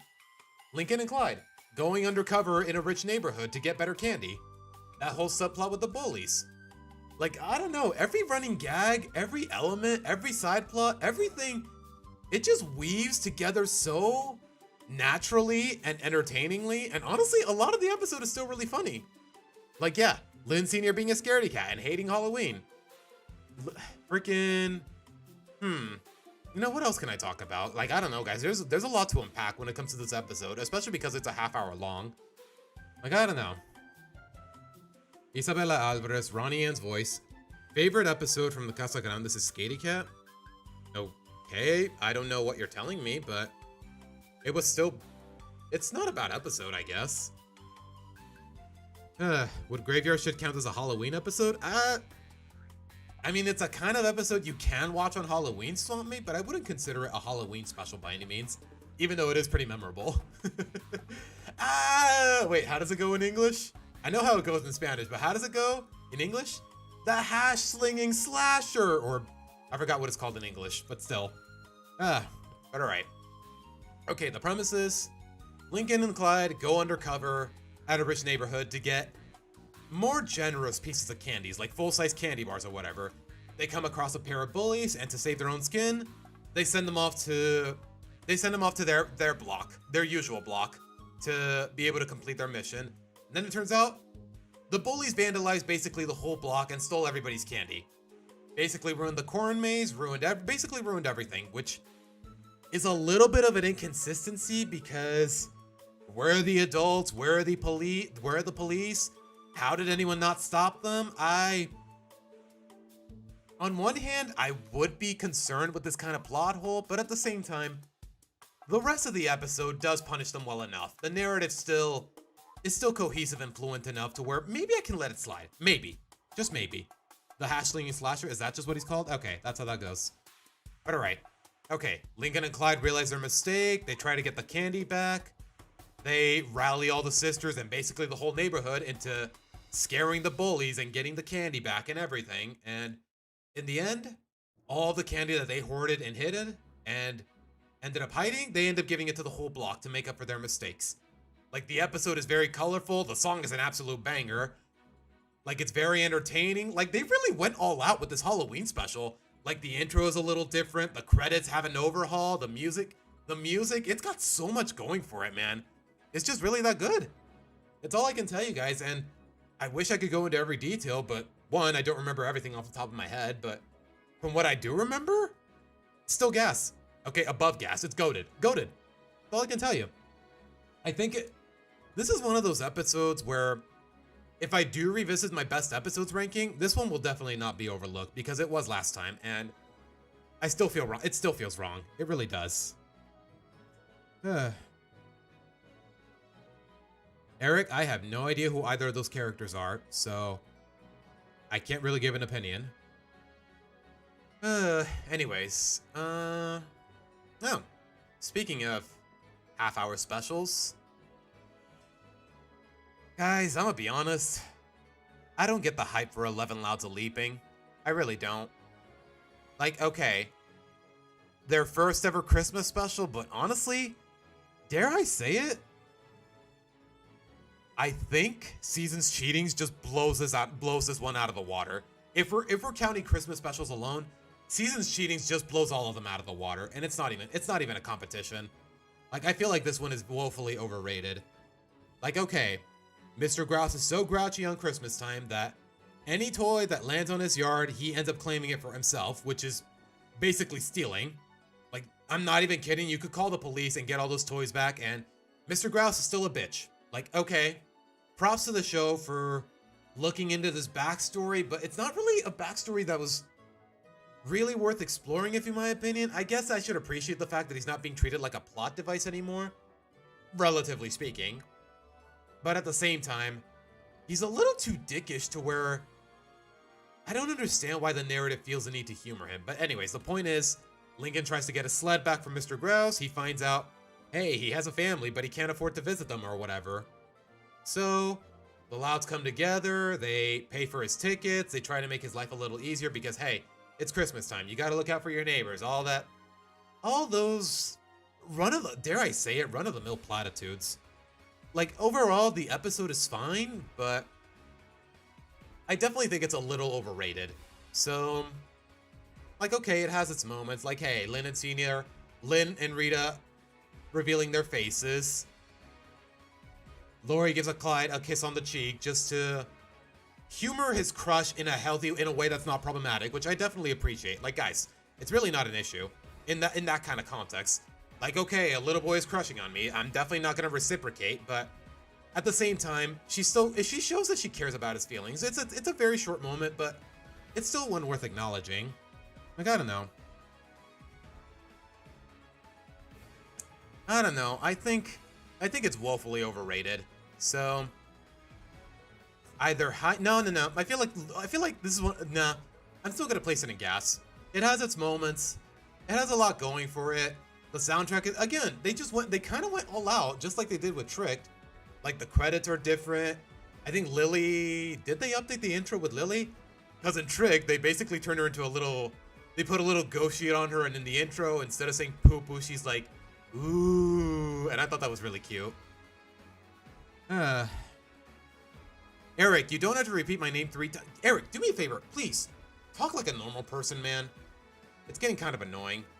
Anyways, yeah, I'm gonna place this in gas. Low gas, high gas, it makes no difference to me.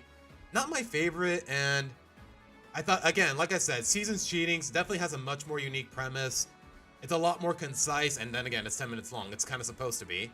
Like, it definitely gets a lot more, definitely conveys a lot about this family. It focuses on let me put it this way, it focuses on the Loud family, it focuses on Lincoln, it focuses on whomever. Like, let me put it this way, I just never cared about, like, for a Christmas special, really? We're focusing on Mr. Grouse's backstory? Like, I don't know, that feels a little forced. I don't know, man. Like I said, it has its moments, but I definitely think it's overrated, so I'm gonna place it in gas and leave it at that. The title card's in a snowy field and Lily's in her winter attire? Yeah, that's how it went down, Sora. I dig it. Wait, does she still say poo-poo? Hold on. I need to look into it. For all I know, I might find it. The Loud House Christmas intro. Not that one. Not that one. Okay, seriously, how... Like, that's how you know this franchise gets neglected as far as public perception is concerned, because I can't even find something that simple. Like, it's just the theme song of the show, but the Christmas version. And apparently I can't find it with a simple YouTube search. Is this it? No. Okay, I will say this, though. The Christmas song, whatever you want to call it, it's definitely a lot less memorable than Tricked. I will say that. He still says poo-poo? Okay, yeah. Yeah. In terms of holiday theming, I think Trick did it a lot better. That's all I can really say. And that's really saying something, guys, because if I had to choose between Halloween and Christmas, I'd still definitely choose Christmas. I think Halloween is a... Dare I say it? I think it's a holiday that's way too overrated by millennials, but when it's done right, it's done right. And this episode definitely did it. So yeah, we'll leave it at that. But alright. Undie Pressure. I don't know. Like, some people actually really enjoy this episode, but I honestly... It's not as bad as 11 Louds a Leaping in terms of I don't get the hype. This is one of those episodes where, yeah, I think I can comfortably place it in yikes. Because I don't know, guys. It's not that the premise was uncomfortable, even though it is. Okay. Lincoln. Everyone hates it that he feels the need to strip to his underwear in order to read comics comfortably. He starts being at odds with his sisters, so the bet is if any of his if all of his sisters give in to their compulsive habits before he feels the need to read comics in his underwear, he wins a bet.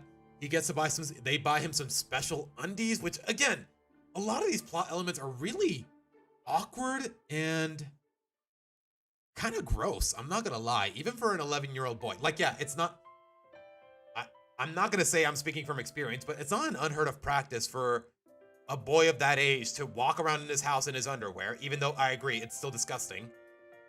Like, I'm not the kind of kid who did that back in the day, although to be fair, I was kind of chubby back in the day, and I did have a lot of insecurities in that regard, but the fact of the matter is, even when you don't take that, all of the gross factors into account, it's still a very flimsy episode in terms of its premise.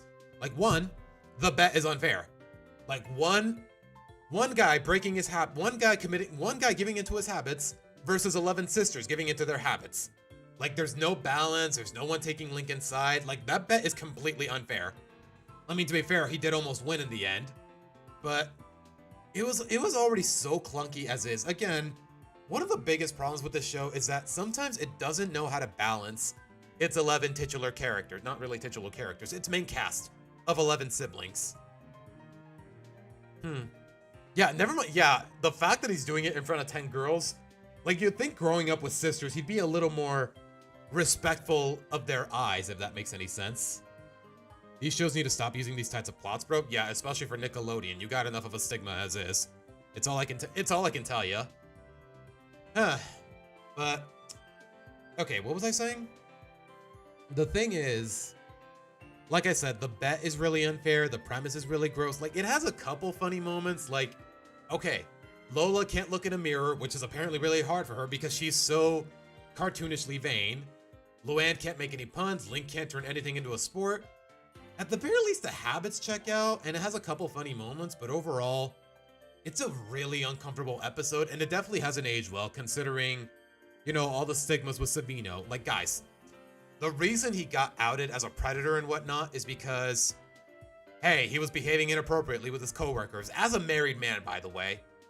And the premise of this episode is, hey, maybe we should let the boy take his clothes off in front of the girls. Like, no, that just has so many awkward connotations and parallels with a lot of stuff that's been happening behind the scenes, and it just makes it even worse.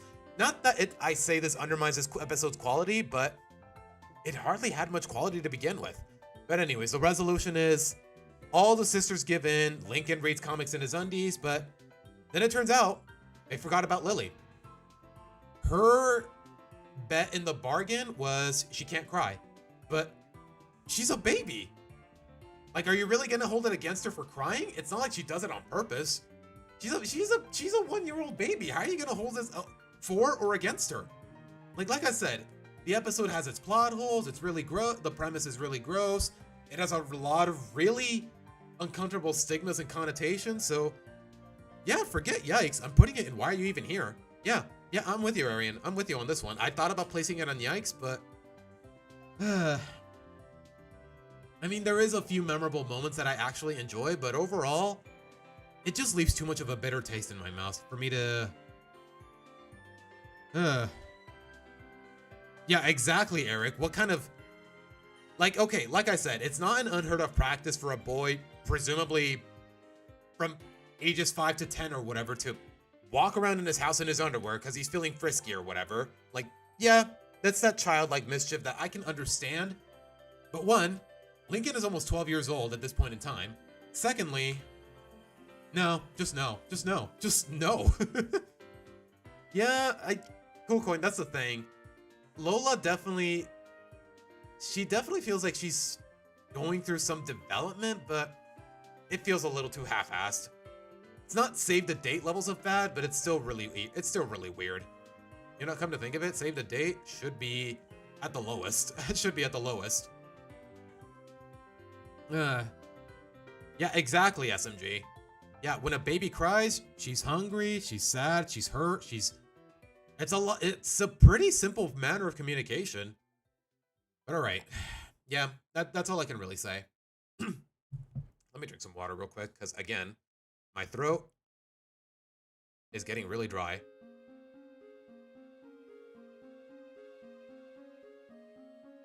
Ugh.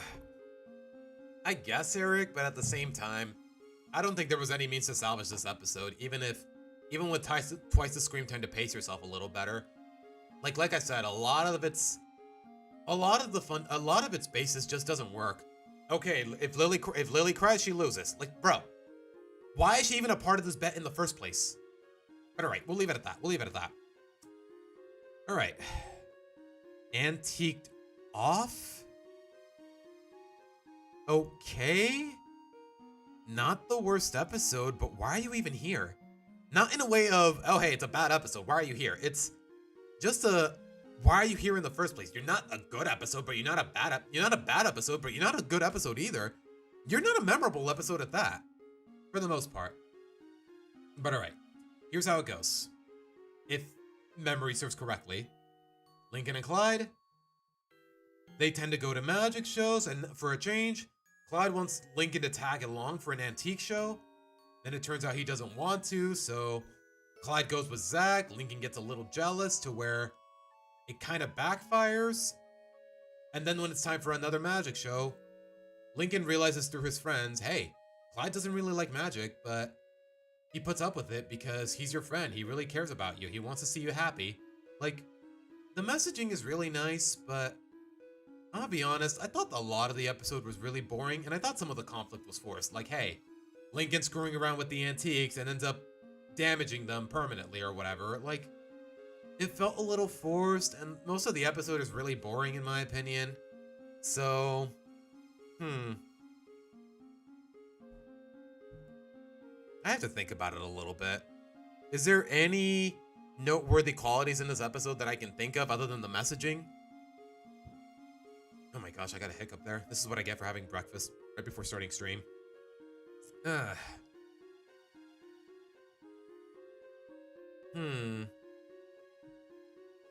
Yeah, exactly. Yeah, okay, everyone agrees. It's a very forgettable episode. Like, okay, the messaging is nice and I understand the conflict, but it doesn't really keep you entertained from beginning to end in that regard. It's too simplistic? Am I really using the word I like there? Yeah, I think I'm gonna place it in either in low mid or yikes. I don't know. What do you guys think? I'm leaning towards low mid. Because it's definitely not...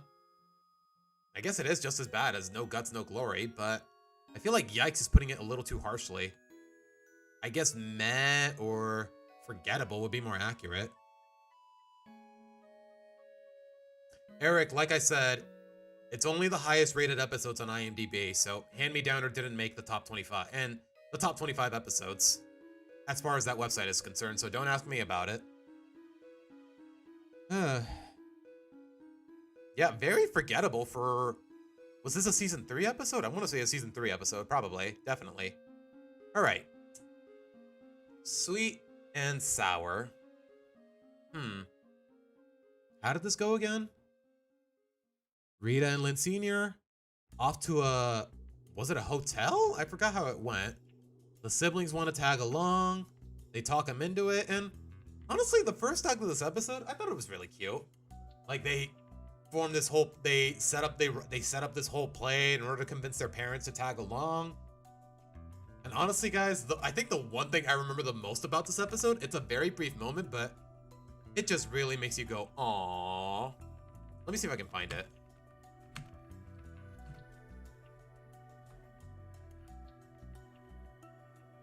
Okay, can I get official footage from Nickelodeon or whatever? Oh gosh, okay, I guess not. Okay, in the middle of that play, I think Lily is dressed as a cat and she literally just says, kitty cat, and I thought that was the most adorable thing ever. Definitely top 10 Lily moments, I'll tell you that much.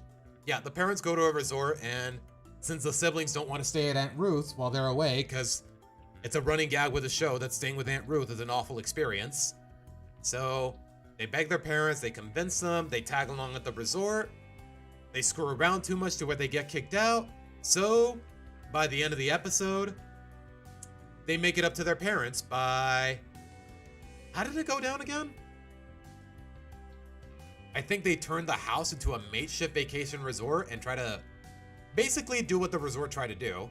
Like, letting them swim in a pool, clean their laundry, stuff like that, which I guess it's a tacky, but at the very least, it's a very earnest approach at it, especially from a bunch of kids. So, like, something, I don't know how to describe it, but this episode definitely has a lot of heart, if nothing else.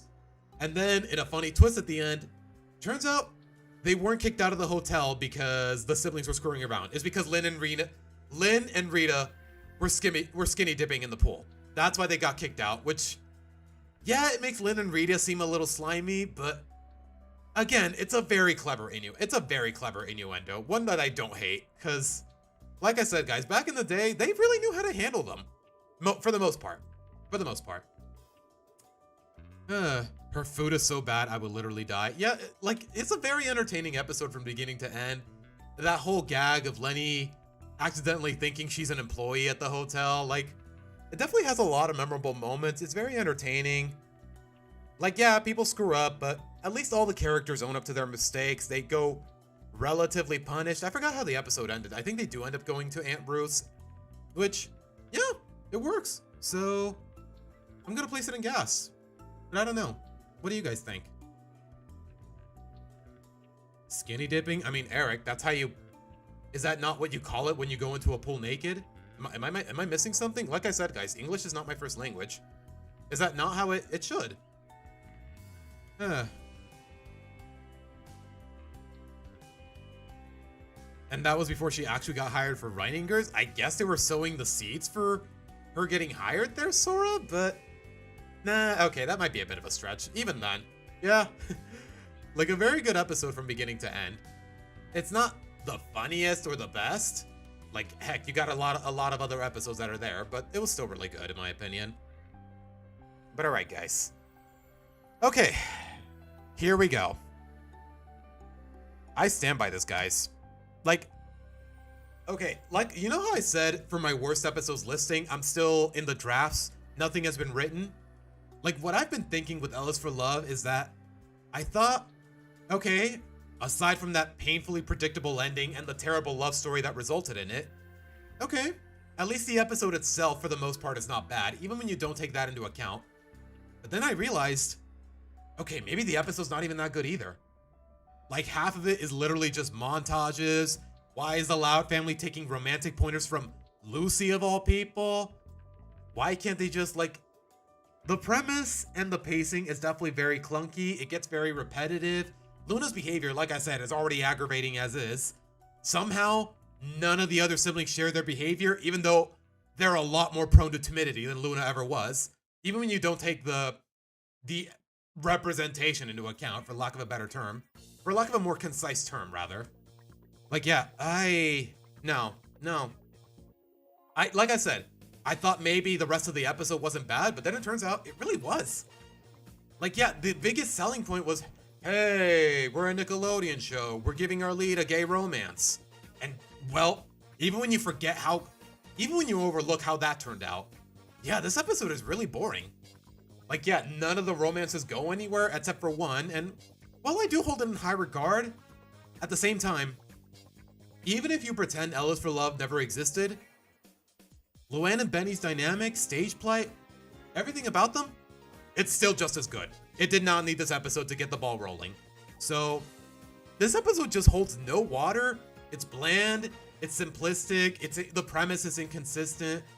It gets really repetitive with the montages. Like, come to think of it, this episode didn't make me laugh even once. Which is, I guess, for early Loud House seasons, that's really saying something.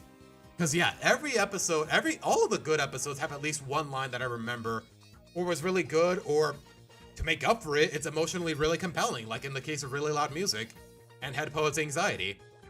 Although I guess you could say they have both, the best of both worlds. But even then, Ellis for Love, get out of my face. No, like, I really wanted to drop my cynicism for a change, but I couldn't with this episode the more I thought about it. So yeah, Speaking of which, now that we've actually talked about it, we can talk about this too. Racing Hearts. I don't know, guys. Okay, in terms of, like, here's the thing. Yeah, L is for Love, it's still gonna be ranked at some of the, not the worst Loud House episode, but definitely one of my least favorites. Okay, actually, come to think of it, I'm gonna place it above Save the Date, because Save the Date is a whole nother myriad of issues, and it is fundamental. It's not the fact that okay, how do I put this in a way that makes sense? Save the Date, the problem is not that it's boring, it's just the fact that it's actually bad from start to finish. L is for Love, it just loses more and more momentum as time goes on, and Racing Hearts just loses even more of that very same momentum. Like, okay, Luna, it's already out of character as is for her to behave so timidly with someone who was supposedly already a friend. Like, people like to keep telling me, oh, all gays get nervous when they come out of the closet. One, that's stereotypical. Two, again, it doesn't match Luna's character at all, so it wouldn't even apply to her to begin with. Three, they ride off of the idea that Sam was supposedly a friend of hers, arguably her close friend, because she really doesn't have any other friends as far as we know, as far as the world building is concerned. So, if the idea was that, hey, Luna doesn't know that Sam is also into girls, then wouldn't she be the first person to know in the first place? So yeah, it just completely undermines the messaging of L is for Love altogether by doubling down on it even more and more and more. And the premise of Racing Hearts is, oh hey, Luna and Sam's first date, if you can even call it that. Not that we even know how that played out, because, hey, she leaves the letter in her locker and that's it. We just have to assume everything played out well, even though narratively, it was already fundamentally flawed to begin with, so, and the fact that they leave us with this ambiguity just makes it even worse. So alright, with Racing Hearts, the conflict is Luna and Sam have nothing in common, and by extension, know virtually nothing about each other, even though they're written off as friends. The only friends they have, outside of the other bandmates, which don't really have a lot of development up to this point. And they really don't for a while. Wait, did I, Eric? Did I say IMO? I don't think I did. I said did I say in my honest opinion? No. Wait, where'd you get that from, Eric? You probably just misheard me. But anyways. Yeah, here's the thing. With the way the episode was carrying itself, it's just passing itself off as, oh yeah, Luna and Sam are totally gonna work. Luna and Sam are totally gonna be endgame. Even though there's so many elements in its narrative that contradict the premise. Like, if anything, like, y'all know that one moment where the boat crashes and Luna and Sam are like, yeah, we really have nothing in common. Maybe after this, we should just go back to being friends. Maybe this was a mistake. Maybe we shouldn't have tried. Like, if they had done the split right then and there, I would have been like, wow, okay, this is actually good writing. Or at least it's making up for the problems with L is for Love. But then 2 minutes later, yeah, they're just screwing around with the pie. They're laughing, even though it feels forced as hell. And yeah, everything's actually gonna work out. Because it just has to. Gay romance, representation matters, or some trite, repetitive bullshit that frankly I am so sick of in this industry. Because look how much good writing it's actually compromising. They just keep doubling down on it over and over and over. If anything, I'd say L is for Love and Racing Hearts are equally bad.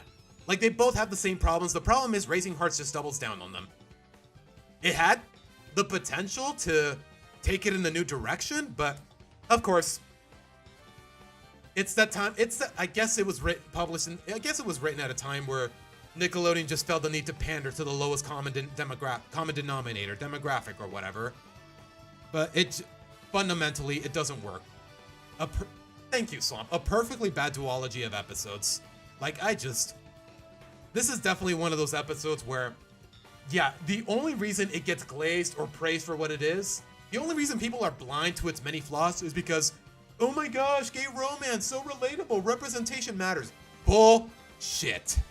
Pardon my language there, but guys, these episodes just piss me off in so many ways. Sometimes I just can't help myself, although I really gotta work on it. Alright, what episode is it where Lucy casts a spell to make them quiet? I don't remember the name, Tracy, but it's not this one, if that's what you're thinking. It's not Back in Black. Okay, we're done with that.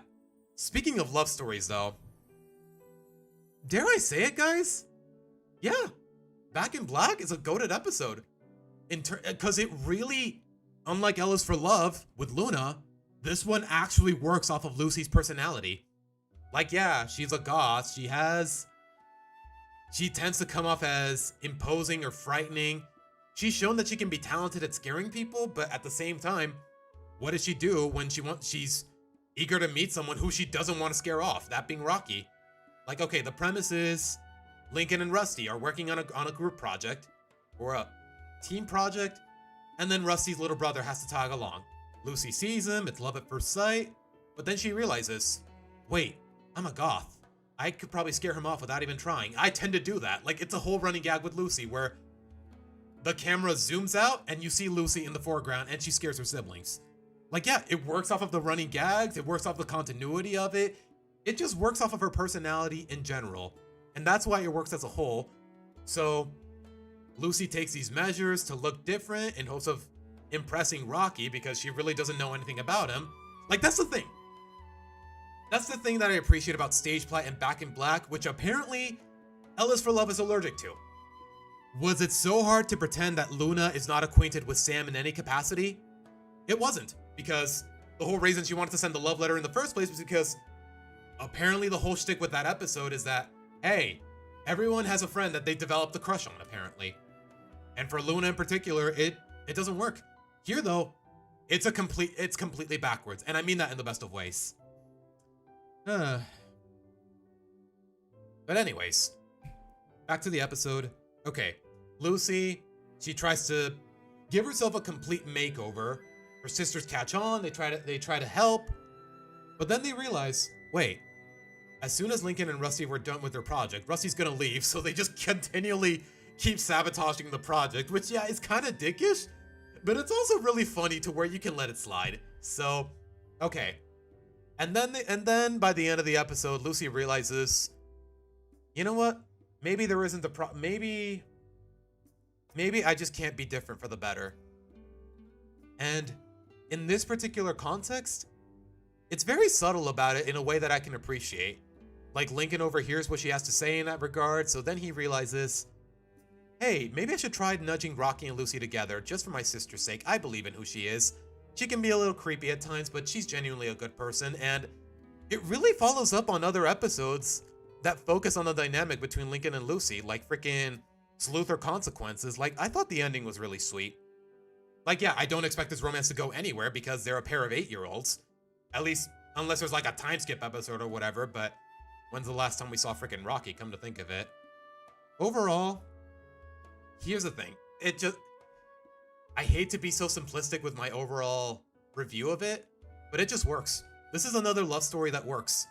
It's crazy how they do it so well every time, except in their most popular instance. And I've talked about this before, so I'll leave it at that. You should consider using more Spanish for cursing. That's the thing, Eric.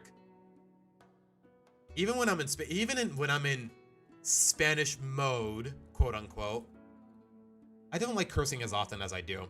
Not just for the sake of, well, someone very important to me, but also in general. Clyde's parents are better representation. They are treated normally. Yep, exactly. Like, guys, think about it for a moment. When have I ever ragged on the McBrides? Ever? Like, people like to say, oh, he's homophobic, blah, blah, blah. Okay, one, phobic would imply I'm disgusted or scared. I simply don't respect you. Secondly, when have you ever caught me ragging on the McBrides? In my videos. Or even on my streams for that matter. Literally never. Because I thought they were passable. Nothing exemplary, and I'm not thinking to myself, oh my gosh, this is representation done right, because they're not that very entertaining or memorable as characters, but they're passable. It's all I can really say.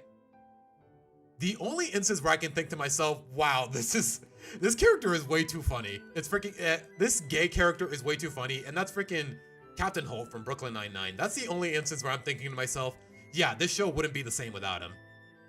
Also, rest in peace, Andre Braugher. That's all I can tell you. But alright, we're gonna leave it at that. Yeah, no. Speaking of, not the worst, but also no. Picture Perfect, guys, is a classic episode, but also one that I'm really not a big fan of, just because a lot of the messaging gets really lost in translation, if that makes any sense. Like, here's how it goes. Okay. Mom and Dad's anniversary. Lincoln wants to give them a present that doesn't really suck, so he wants to give them a portrait of him and all of his sisters just smiling for the camera. And apparently that's a big ask, because none of the sisters want to stand still. None of the sisters refuse to stand still for a few seconds just for a picture. Like, they all want to pull out their guitar, or Lily wants to run around without her diaper. Lola and Lana are bickering in the picture. Like, the conflict just feels so forced, and also the way it's worded really pisses me off. Like, okay, Lincoln eventually realizes, hey, I see the problem with this picture. You guys are too much yourselves. Like, no! Standing still for a picture doesn't for 5 seconds, 10 seconds, or whatever? It doesn't undermine your personality in any way. The only problem is, the sisters just can't help themselves for whatever reason. And whatever that reason might be, it doesn't make any sense, no matter how you put it. So yeah, I can get what the messaging is trying to go for, but it fails at every step of the way. Like, by the end of the episode, Lincoln settles for the picture where all the sisters are screwing around. Like, I don't know, it's sappy in all the wrong ways, the conflict is too forced in all the wrong ways. There's not really a lot of good laughs, come to think of it. Okay, I will give credit, there's one shot that actually got a good laugh out of me. It's that one shot where Luann and Luna are standing in the same spot, and Lincoln is like, if you want your axe and your puppet back, you gotta behave for this picture. And then they just immediately cut to them in the backyard with the exact same pose. Like, literally just a background change. I thought that was really clever cinematography. But that's it. That's this episode, its only redeeming quality. It's all I can tell you. But overall, okay, I kind of want to place it in Why Are You Even Here? But I feel like Yikes is a little too empty. You know what? No, I'm placing it in Why Are You Here? Not the worst episode, but it definitely has its issues. You know what? I'm going to place it below Undie Pressure. How about that? Do I think the breakup arc would have been better for Sam and Luna and Lori and Bobby? Arian, let me put it this way. Sam and Luna do not deserve the honor of a dignified... Let me put it this way. Whatever they did to Lenny and Gavin, do it to Sam and Luna. But go ahead and be lazy about it, because I'm not going to miss this romance whatsoever, and no functional person should. It's bland, it's so bland that it's fake, it's disingenuous, it was clearly only done for attention. There's little to no character progression or development with these two. It's just by the numbers in the worst of ways. It's all I can really say. And the fact that people give it credit just because representation matters, yeah, piss off. It's all I can tell you. Like, you know that excuse that Lenny and Gavin had? Oh, it's missing that spark? That applies perfectly to Sam and Luna. It's all I can tell you. But alright. Yeah, okay. Last but not least.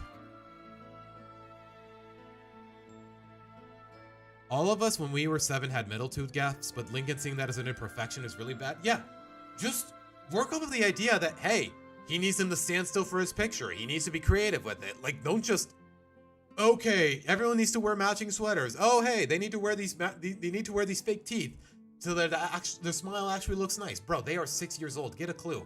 Even for an 11-year-old, you're not this dumb. You're not this tactless. Why would he think that standing still for a picture undermines their personalities, or that was the issue with the picture to begin with? None of it makes any sense, man. All I can tell you. Anyways, last but not least, cooked. You know what? This whole tier list is cooked. It's all I can tell you. Sorry, I just felt like making a joke there. All right. Actually, this is a season 4 episode. Now that I think about it, is it the season 4 premiere? I think it is. Okay. Lynn Sr., working off of the continuity from other episodes of season 3, he gets the funding for his restaurant, and he finally bought a place to give an overhaul and whatnot. Restaurant's about to open. One problem though, he completely fumbled the advertising by putting a glaring typo in the flyers. So, all of the Loud siblings come together. They try to decide on a means to advertise the restaurant, but they all can't decide on one idea, so they all try their own thing.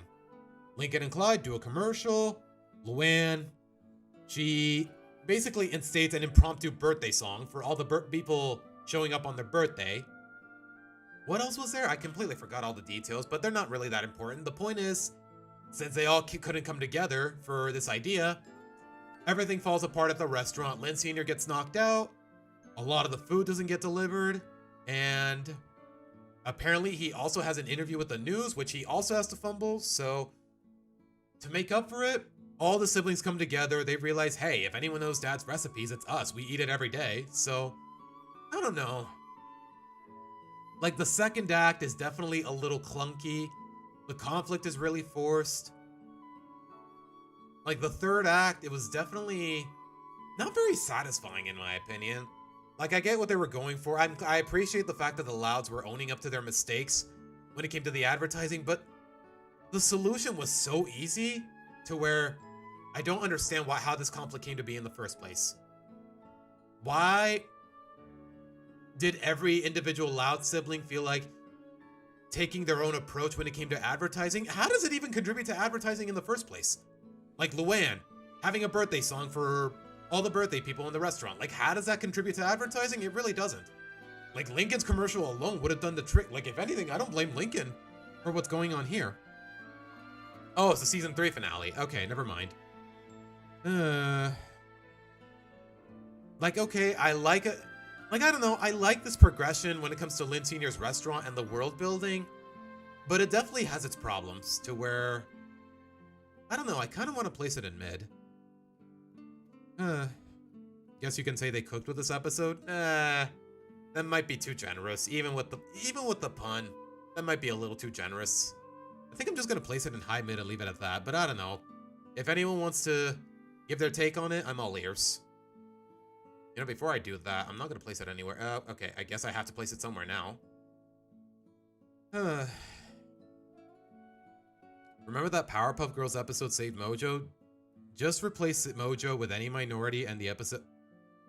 I don't know anything about that episode, Eric, so I can't really contribute.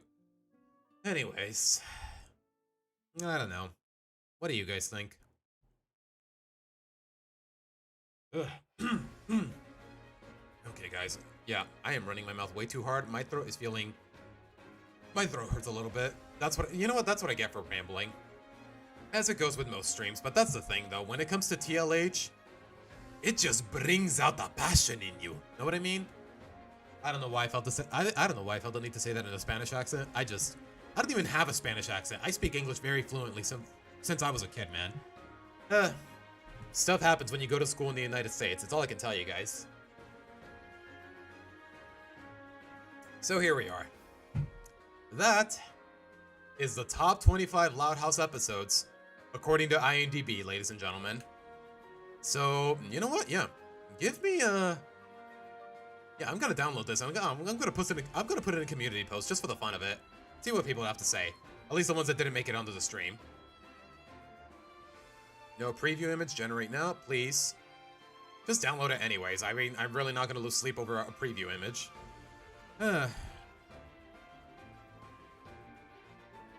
Wait, Eric, when? Are you serious? Wait, really? That's how that went down? Literal hippies? I mean, to be fair, it was probably written in the 90s, but still. Back when people... Wait, what the heck? What happened to the goated tier?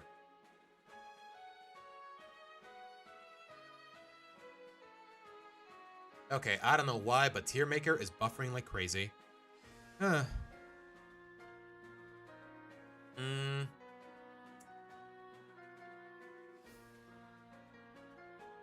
Okay, I'm gonna download this at some point, guys, but alright. I think we're more or less done here. If y'all wanted to, you know what? I could just take a screenshot. Come to think of it, I don't even need to download it directly. I can just take a screenshot. So what am I doing? But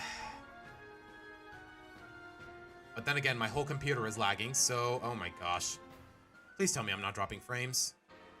Probably. Maybe, maybe not, or it's just lagging like crazy. But alright, guys, with that being said, I think we're gonna save the reaction to my upload for next week. And we're gonna get into some Kirby, because I want to keep playing some Kirby, man. It's all I can tell you. So, y'all want to join me for that? Then be my guest. With that being said, I gotta set up the Switch, and I'll be right back.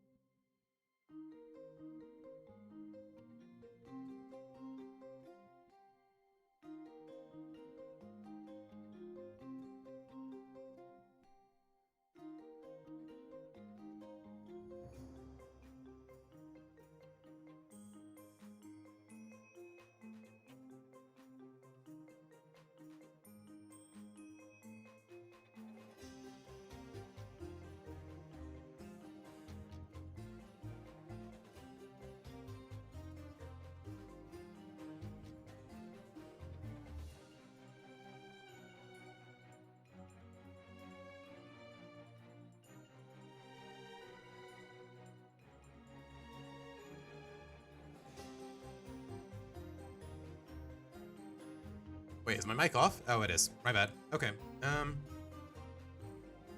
Tracy, Sunshine doesn't drop on NSO, I think not until next week, but you know what? Let me look into it, actually. Mario Sunshine. I think I Googled this yesterday, but I don't remember the exact date. Yeah, August 13th. Not until Thursday, Tracy. So yeah, it's gonna have to wait until next week anyways. Whether you like it or not. Wait, where's the capture card? There you go. Okay. Hello, Chrono.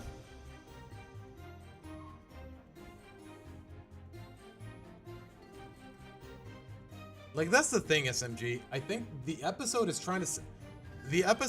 supposed to try to sell you on the fact that, yeah, every single sibling, especially at this point where none of them have jobs, they're trying to sell you on the idea that, yeah, money is tied in this family, so, yeah, they would develop this sense of greed over time to where, yeah, they'd be at each other's throats for an actual compelling reason. So, yeah, I don't know.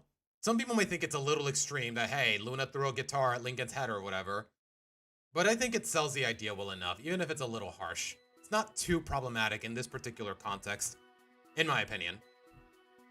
Oh, I love this music, but we gotta can it. We gotta can it. We got a show to run, or I got a show to run. What's my opinion on Joltik? I think Joltik is adorable. Hey, guys, I just completed a Pokemon Black playthrough, and I had a Galvantula on my team. I named her Penny. She was a really cute Joltik. I loved her as a Joltik. Is just normally I hate bugs, let alone parasites, ticks, spiders, whatever you want to name it. But Joltik is just so tiny and cute to where I can give it a pass. I really can. Also, Compound Ice is a really nice ability to run with Thunder. But alright. But alright, like I said, guys, you know, I think in the grand scheme of things, yeah, next weekend we're definitely starting Sunshine, but, or at least I want to believe, you know what, do I want to cough up the $50 for Sunshine? I kind of do, but also I kind of don't. You know what, I'll decide in the moment. But yeah, if I decide yes, then I'll probably put the Kirby playthrough on hold, or I'll just finish it off screen. Because ultimately, it feels like just me and Boo are the ones invested in this playthrough, guys. I'm gonna be honest. Like, yeah, I have my moments with Kirby, but feels like most people just care about me getting to the next game. Not to be too presumptuous or cynical, it just really feels that way. Oh my gosh, even the hub world has icy floor. I hate it. I hate it. I hate these slippery mechanics. I really do. Anyways.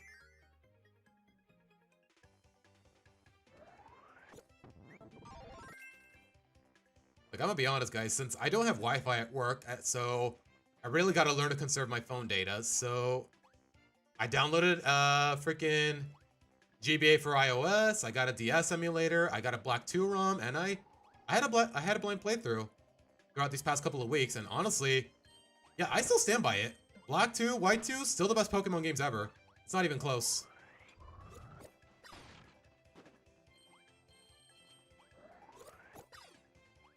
No, Jolty! Oh, is that even what it's called? I don't know. I just felt like calling it Jolty. You know, because y'all put the term in my head. Yeah, Joltik is freaking adorable. Wait, can I still charge when I'm... Okay.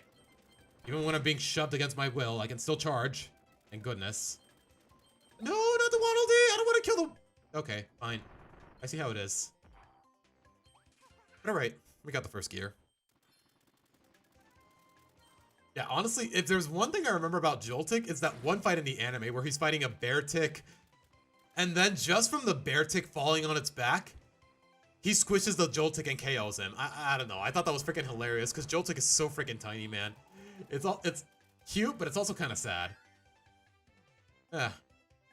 Yeah, be very careful with the Joltik. Protect the Joltik. Cherish the Joltik.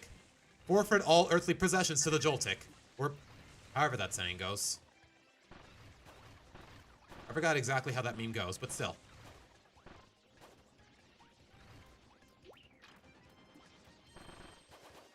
Wait, that's it? Alright, I guess I'll get a reload. Ah, reload!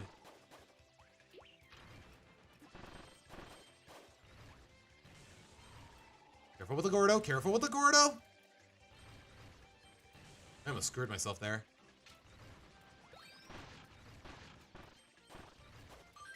It's kind of odd that I don't get a 1-up for all these combos, but hey, it is what it is. Also, I'm running low on health. Again.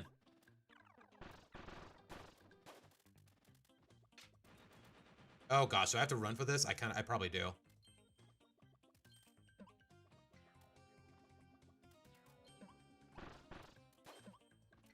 Ow. I'm gonna make it. I'm gonna make it. I'm gonna make it. At least I think I am. Nope, I do not.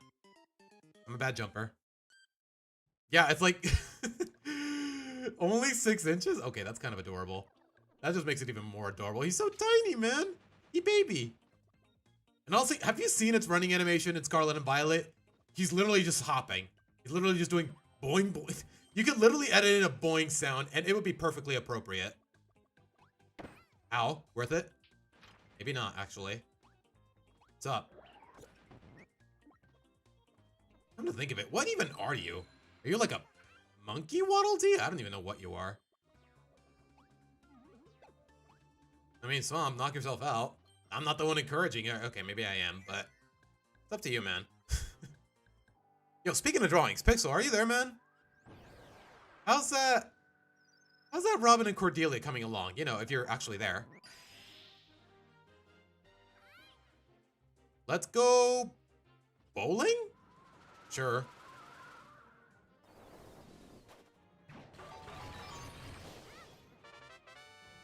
Okay, I get prizes if I hit all the pins, I guess. Wow, I completely fumbled that. Steady. I still fumbled that. There's no pins, so there's no prize. Give me chips. Give me food. Give me everything. Honestly, in this mode in particular, guys, you really gotta take everything you can get when it comes to food and healing. Because your health feels so limited. I've lost count of the amount of times I died compared to the original playthrough.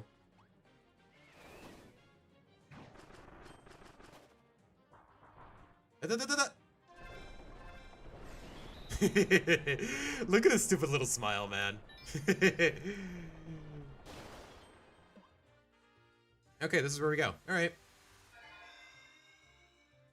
Although I'm not gonna lie, that hat looks so ridiculous, but so adorable on Kirby. Kirby's just adorable in general, man. Have I mentioned that? Probably a lot of times. No, I don't want to run on ice.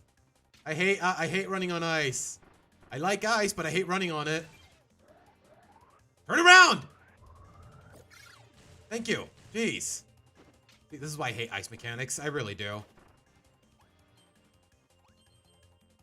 My gosh, man. So stressful.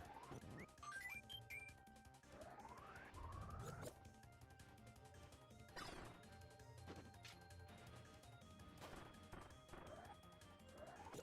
get the feeling I'm gonna need this. Or not. It's just there to waste time, I guess.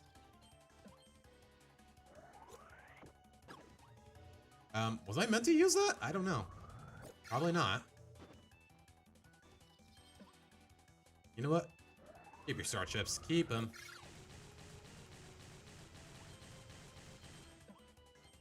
Steady. See, again. I hate the fact that I keep slipping. It's not like I have a choice.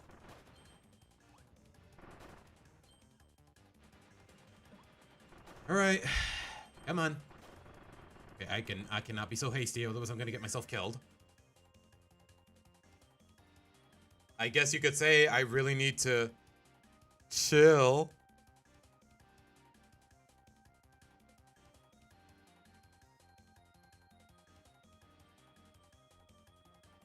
I'm not proud of that, but I thought it was really funny.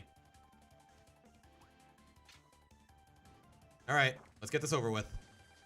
Sphere Duma.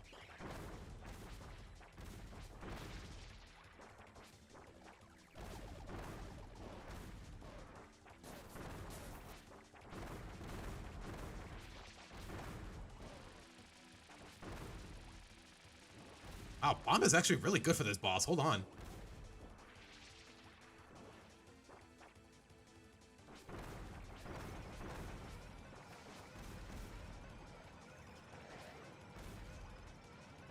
Ow. Okay, I only took one hit, but wow, that was actually really smooth. You know, compared to the previous tries. I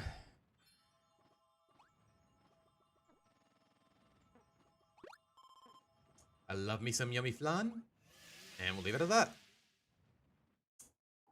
In Kirby, dying is like roaches. If you kill them, it doesn't matter because there's millions more of them. Kind of. Never mind the... Okay, are you talking about Kirby himself or the enemies? Because, yeah, they do respawn infinitely, basically. Which I hate, by the way.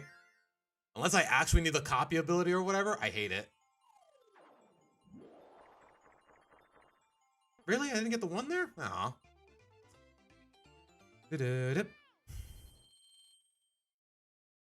Alright, guys. That was really fun, by the way. Making that whole tier list. I feel like I should do it at some... I feel like I should do it again at some point, but I can't think of a reason to. Like, okay, yeah, IMDb is the go-to standard for reviewing anything. But it's not like Rotten Tomatoes does anything with TLH, or Metacritic, or any other noteworthy review site. But alright.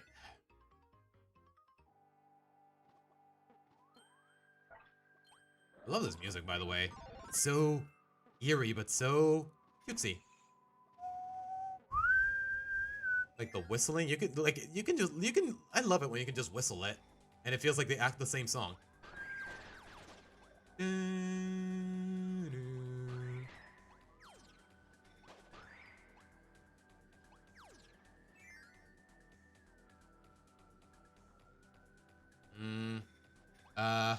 Do I want Fighter Kirby? I don't know that I do, but...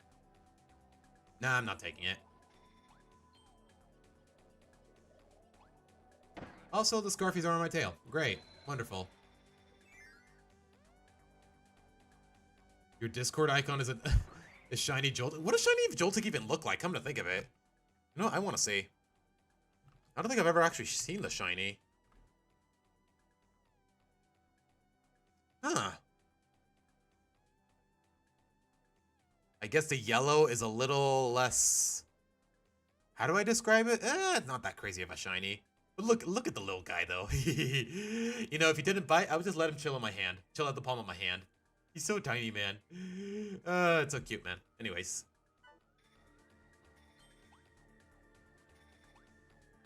I don't know, Swamp. Like, when it comes to tier lists, people are just in it for TLH, and...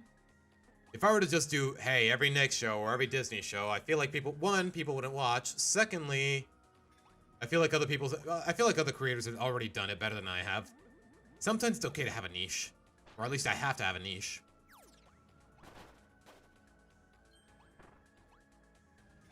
Okay, I get the feeling we need you. Maybe not. But we'll see. Bang, bang, bang, bang, bang, bang.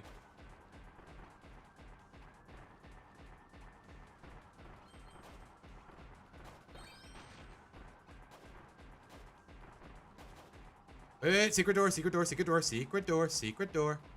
Thank you. Most underrated episodes? Actually, I don't hate that idea, but I feel like most of the underrated episodes already covered are in my best episodes ranking. Like freaking predictability. No one talks about it. No one talks about freaking predictability, even though I think it's one of the best. No one actually talks about how good Ronnie Ant's character arc was in Relative Chaos. Like, nobody thinks Relative Chaos is a good episode, and in some ways I get it, but on the other, I don't know, man. Although I guess, even then, underrated episodes does deserve a ranking of its own, or a tier list of its own. I think that's worthy of a whole nother video altogether, but I probably won't be getting to it for a while, considering the plans I already have. Yeah, sit down, punk. Okay, I get the feeling I need that mech guy alive.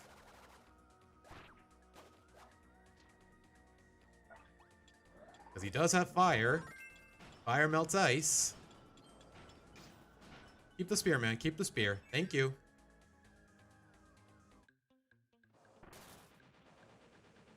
Am I supposed to be able to keep up with this? Oh gosh, I already failed, didn't I? I already failed, didn't I? Please tell me it resets.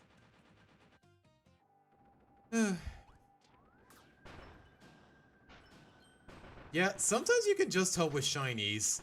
Hey, this could be better. Some could be better, but others, they just took the easy way out with shinies. I mean, I get it. You have to define a whole nother color scheme for all of these already existing Pokemon. Yeah, it can get a little tedious, but sometimes you can just tell they were being lazy.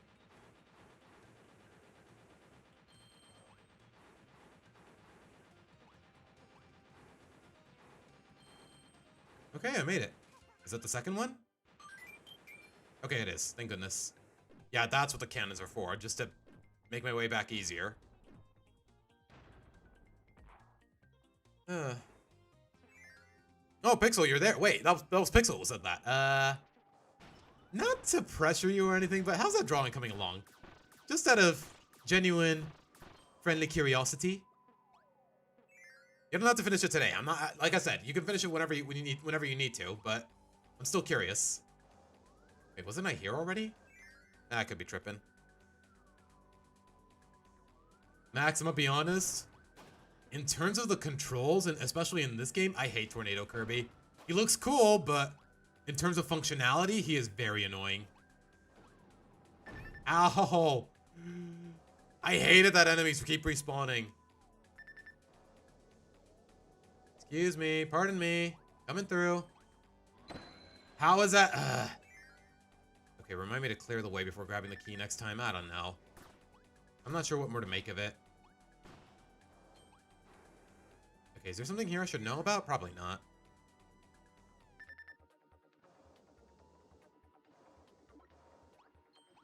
Okay, where am I going now? Ah! Never let me scream like that again, please. I'm telling you, man, you just can't be that. You just can't be the sloppy when your health bar is so limited. Oh, it's Beam Kirby. Oh, okay, I thought it was Spark. Yeah, I can see you, bud. You think you're slick, but you're not. Careful. Careful, SpongeBob. Careful, SpongeBob. Patrick, the lid's already off. Is that how it went down? Is that how it went in the English dub? Because I know in Spanish, that's more or less the gist of it.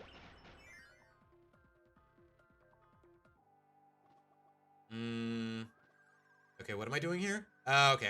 I see it. I see it.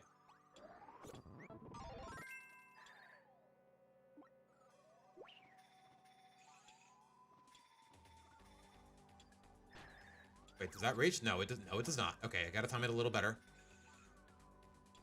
And again, these ice mechanics. Thank you. Golly. Is that the third one? Please. Okay, good. Okay, haven't missed one yet. But also, okay, we still get the candle back. Thank goodness.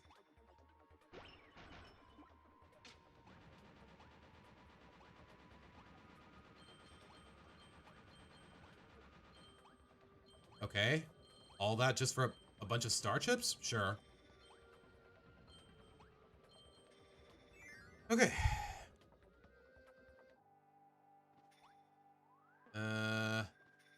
You know what? Before I grab that key, let me clear the way.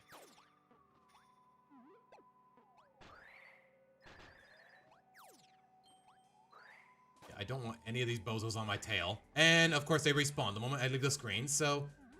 Okay, never mind. We gotta go all out, I guess. Like, alright, I get it. You hate me. Go away. Am I meant to? No. Oh, I was meant to do... I was supposed to use it on the other door. No. So close to getting it perfect on the first run. Nuzlocke of Infinite Fusion? Honestly, guys, I've been kind of tempted to do a Nuzlocke at some point on stream. I'm just not sure. Okay, one, I don't have a DS capture card. I don't have a, this computer is way too old to be running DS emulators. But I could run GBA emulators, but honestly, Emerald Nuzlocks have been done to death. And also, I've done one before, back in my Twitch days. Like, the idea is to get an AV adapter for my cell phone so I can plug it into my capture card, load up the DS emulator I talked about earlier, and do a Nuzlocke of Black 2 or Heart Gold and Soul Silver or Black 1. I kind of want to make a whole video on it. You know, a la Jaden Animations, you know, minus the animations, because I'm not an animator by any means. I criticize a lot of animation, but I'm not an animator myself. I kind of want to do a Nuzlocke of Black 1, especially because that one is definitely very limiting when it comes to its choices. Like, up until the post-game, every single Pokemon you can get is native to Unova. Honestly, Max, I'd rather play an official Pokemon game when it comes to Nuzlocking. I don't want to do any ROM hacks. I don't know, that's just my personal preference.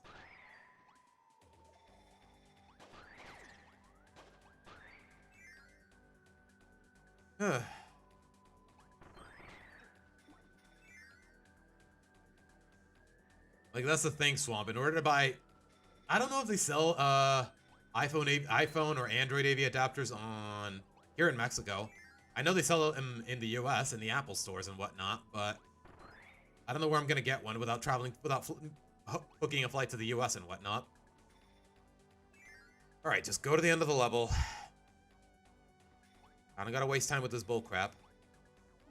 Disregard that, Johnny. It's just a bunch of liberal bullshit. I don't even know where that line is from, but I just think it's really funny. Steady. Bang, bang, bang, bang. I just love saying bang, bang, bang when I'm holding a gun. Or anything resembling a gun.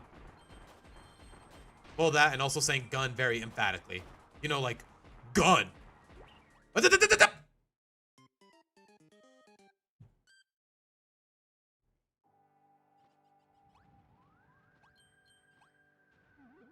Black, White 2 randomizer Nuzlocke. That's what I was thinking, Pixel, but like I said earlier, I just finished a Black 2 playthrough, so it would feel a little redundant. Okay, like I said, just get through the maze. Don't bother with shortcuts or hidden exits. Just get through the door. You know where the last gear is. As long as I don't screw it up like last time, I'll be good.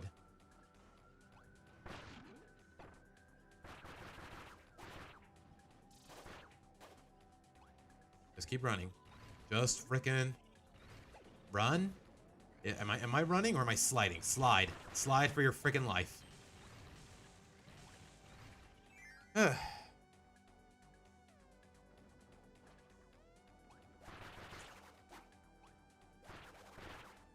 Apparently, Eric, and it's mostly just owed to frickin' one, X-Men 97, and also James Marsden in Avengers Doomsday, and something like that. Apparently they cast a new actor or something like that. I don't know what that means. But apparently Twitter is mad that, hey, the guy named Scott Summers is played by a white guy. Like, why the frick is anyone surprised? Why is anyone complaining? I swear, some people just do dumb shit for attention. It's ridiculous. Like, I saw this tweet with like 30,000 likes saying, oh, Scott, of course he's played by a white guy. Almost derisively. Like, get over yourselves already. Jeez. Oh, and then they try to play the excuse. Oh, X-Men is an allegory for racism. He has to be black. Bullshit. Part of Cyclops / Scott Summers' character is the fact that even though he's white, he doesn't fit in because he's a mutant. You ever think of that, or are you just too high up your own ass? Not talking to anyone in chat. I'm just being rhetorical, by the way. But I don't know. I don't know a lot about the character, but from what little I do know, yeah, as per usual, the internet is full of crap with its complaints. Like, you'll come to find, guys, that a lot of those idiots that get... You know what? It wouldn't surprise me if those likes were botted. I can tell you that much. It's hard to tell what's real and what isn't. Unless you're speaking with an actual voice and speaking almost spontaneously like I am here. I guess that's one way to make sure you can't fake it. God, man. Sometimes the internet just really has you questioning reality. If you can even call it reality to begin with, which is another question.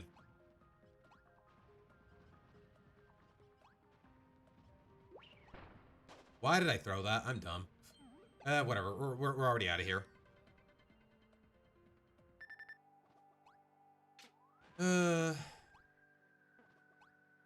Okay, I am one hit away from dying. I need to be careful here. Okay, if I drop the key, they all leave me alone if I drop the key. You know what? This is what you get for trying to attack me, jerk. You know what? I got the gear. Let's celebrate. Celebrate good times. Come on. Bang. And I get food out of it? Hold on. Hold on. That I definitely appreciate, if there's any. Yep. Please. Oh my gosh. This ability's kind of broken, but that's the whole point. Alright, we're done here. I hate that I had to do that level twice, but we're done here. And there's only 15 minutes left in the stream, guys, so... It's been a long... Wow. I will say this, the tier list took up a little more time than what I expected. And the fact of the matter is, guys, I wanted to do cover 30, 35 episodes, but maybe it's a good thing I settled for 25.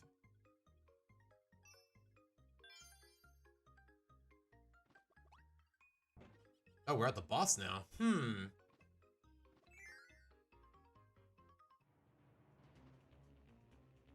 Slice a tsunami in half with his beams, fought Mystique / Coyote's blind after a former stranded or Mexican... Oh, Eric, these stories, man. Alright. Okay, I'm not gonna lie, this boss gave me the hardest time in the original. So, I'm kind of dreading how the EX version will be. I'm not gonna lie, guys.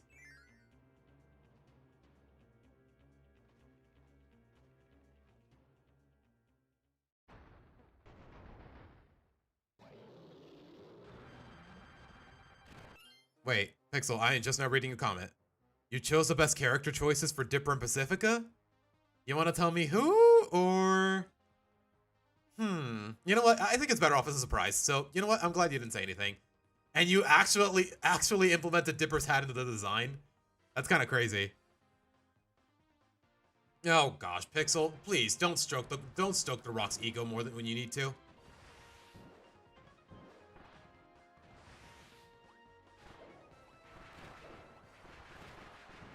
It looks like Kirby's doing the Macarena. Hey, Macarena. My neighbors were playing that song last night for whatever reason. Because it wouldn't be a Mexican neighbor if they didn't throw a stupid gratuitous party in the middle of a casual Saturday.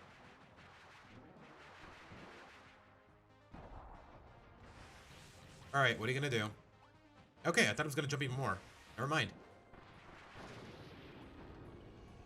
I am literally killing it by building sandcastles. I think it's kind of hilarious.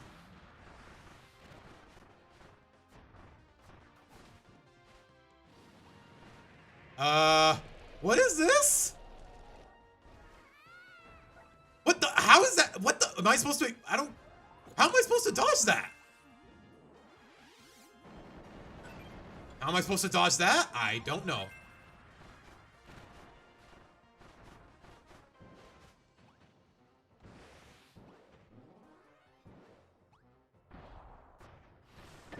Ow. Again, ice mechanics. Dumb. Yeah, if I don't make this on my first try, I will not be surprised, unfortunately. But I do. Okay. That... Honestly, I thought that'd be a lot more difficult, but I had a pretty good ability to make up for it. Sand is pretty underrated. Yeah, honestly, Pixel, like, guys, I don't mean to buy into conspiracy theories, but there's a lot of facts supporting this. The fact that the Moana remake was spearheaded by The Rock's production company, the fact that he cast himself as Maui, it tells you everything you need to know. This didn't need to happen, he just really likes the attention, and he tries to pass it off as representation, and he makes such a big fuss of it in interviews, but we all see right through the bullcrap.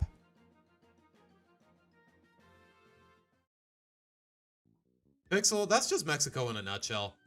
Like, the culture is, and I say this as a native Mexican, this culture is absolute dog crap. There's a reason I value living in the United States so much, and I really miss it. Maybe someday. Maybe someday things will be different, but for now, I gotta work with what I got. And to be fair, though, these neighbors are a lot less okay, to be fair, the only reason I see it that way is because... Wait, is this just to get abilities? Yeah, probably. Yeah, the reason these neighbors are a little less insufferable than the previous ones is because they live farther away. They're not blasting music right outside my window at 2 in the morning or whatever. It's still 11 p.m. Legally, you shouldn't be doing it, but of course the cops don't do crap in that regard. But the thing is, that's just this stupid some people are just rotten to the core, and you can make the same case for this culture. Like someday, man, there's a reason I hustle my butt off. Someday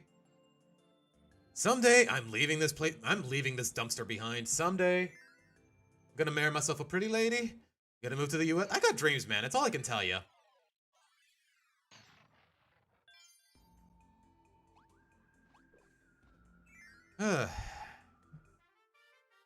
Like I'm telling you, man, the things I would get, like, let me put it this way, guys. If someone offered me a job in the United States, especially close to someone I really care about, I'd leave everything behind. I'd quit my job. I'd take a new one. I don't care how much it pays me as long as I can afford rent and whatnot. It's all hypothetical, but you know what? That's all the more reason to keep saving money. Thank goodness my living arrangements are very affordable and still very comfortable, even for a third world country. Ow. Okay, that's on me. I could have timed that a little better.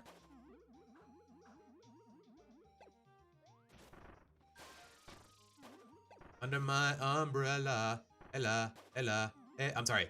Under my parasol, Okay, I guess the Waddle Dees are... Really? One little cutter and suddenly it's gone? Okay, I see how it is. And it's gone. Eat my butt. Sometimes there's always that one enemy who's just... He just radiates mean... I don't know how to describe it. He just pisses you. His smug aura... I don't like this Peyton Charlie. Its smug aura mocks me.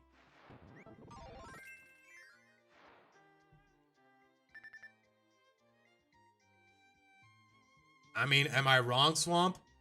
The crime rate is ridiculous. You can't just... Oh my gosh, I got distracted looking at chat.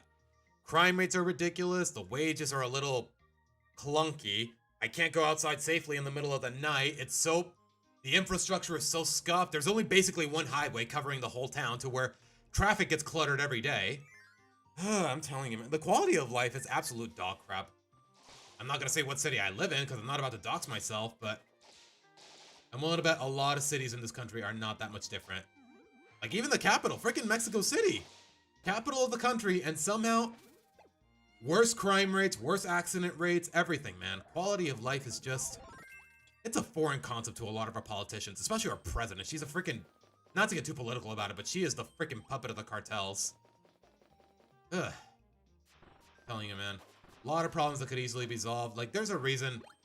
I guess ultimately it serves to my benefit, but in the grand scheme of things, the cheaper the exchange rate of the peso to dollar, the better things are for the overall global economy, but I guess for me it benefits me, but in the grand scheme of things, yeah, no, the dollar needs to go up. If it keeps lowering, it's a bad thing for most people. Especially if I'm not going to stay in Mexico for long. Like, I don't know, it's complicated. Yeah, Swamp, let me put it this way, guys. If I ever do, like, a viewer meetup, it's not going to be at a con in Mexico. Thank goodness. Honestly, I'm blessed with the fact that I have a perfectly functional tourist visa thanks to my parents' efforts. And also my own as an adult, but as a kid, it was definitely thanks to them.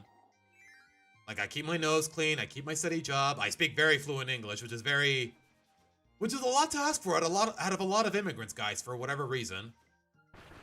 Like, even the bare minimum, man, if you're gonna travel to their country... It's not freaking complicated! Where's the lamb sauce? Sorry, I just felt like quoting, ironically, a Scottish guy of all things. Hey, Boo. Hey, how you been, girl?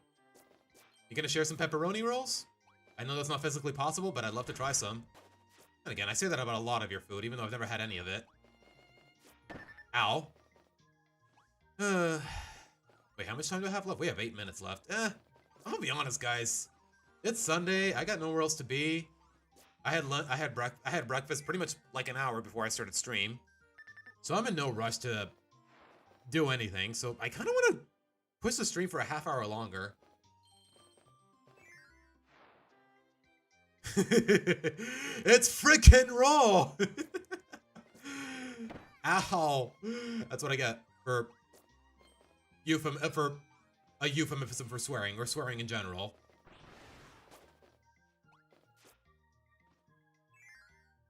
Although, to be fair, I have been swearing a little bit in the stream, and I'm not too proud of it. So, yeah, I deserve that.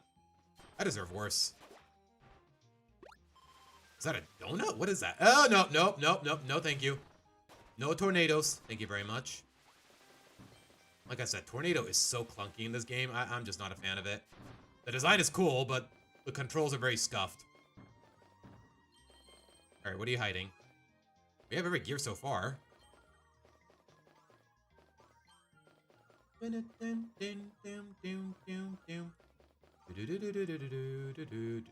remember there was a hidden area here. Yep, there you go.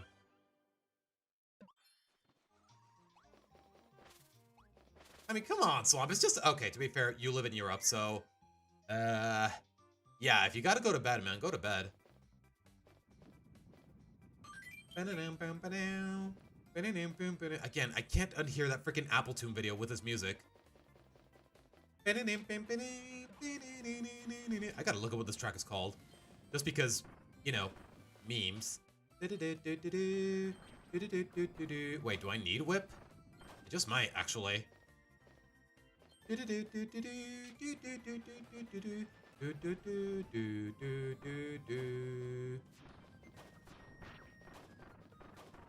know, I'll just let the spike ball put in the work. Mostly. No! Okay, okay, yeah, I missed it. I'll get it off screen. You love the tornado? I mean, yeah, but once the frames were off, you're in such a really awkward position. Or at least that's what happens to me every time. Yeah, Pixel, I will say this. California, nice weather, nice security in most of the areas, except for Los Angeles, but everything is ridiculously overpriced.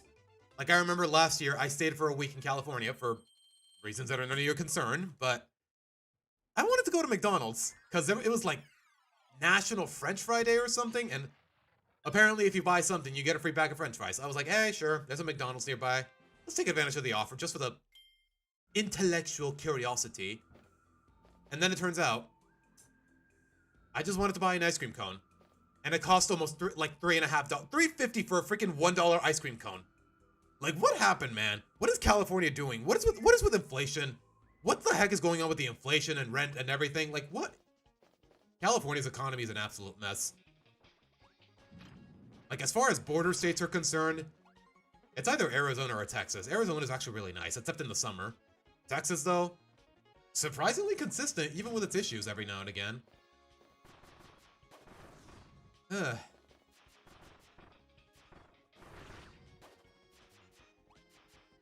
then again, who said I had to move to a border state? I don't know, man.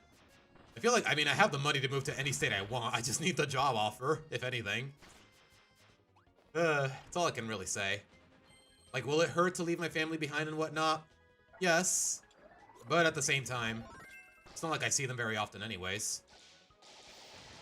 Or it's not like they really care about me that much outside of my birthday. Like, I genuinely can't remember the last time I spent time with a family member. I guess, okay, outside of my dad and whatnot. When's the last time I spent time with a family member of my own accord, without a special occasion, just for the fun of it? It's kind of sad that I can't remember exactly when. I'm not asking anyone that question. I'm being rhetorical, by the way.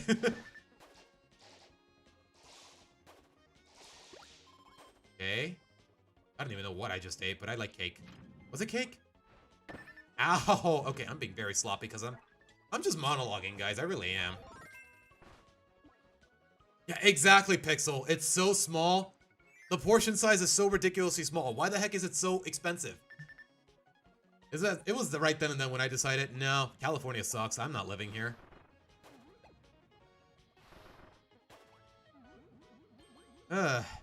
Like, for the occasional tourism, like when I went to Anaheim last year, yeah, I had the money for it. It was just one weekend. I could work with that, but Permanent residence? Yeah, no, probably not happening.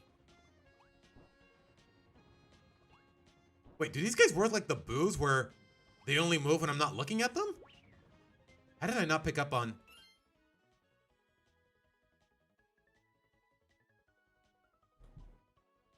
I'm dumb. I'm very dumb.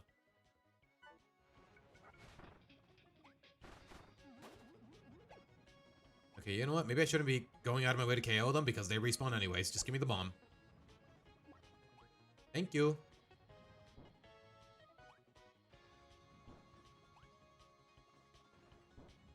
Okay, they do work like boos, where they only chase you if you're not looking at them.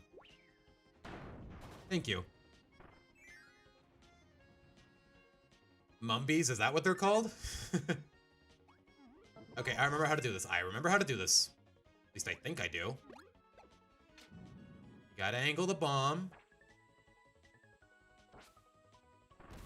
Nailed it. Is that the first one? Yeah, okay, we're good. We're doing good. We're doing good.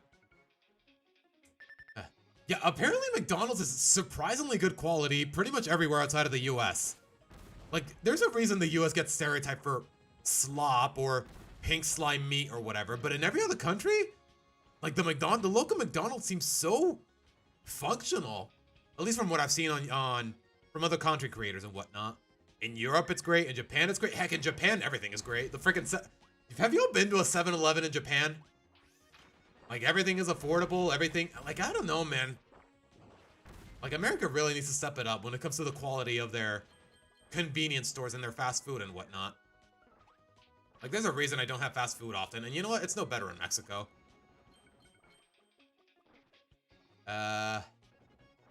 Pull the lever, Crunk. Right lever! Okay, what's the right?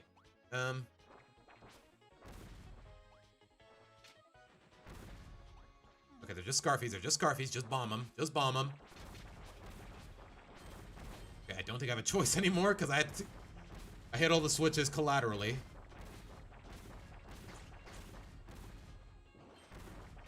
Oh, these guys are so cute. At least without the armor when they're not trying to attack me.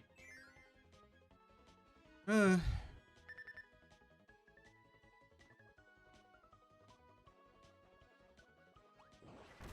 again, Europe is having its own set of issues right now, especially when it comes to migration and whatnot.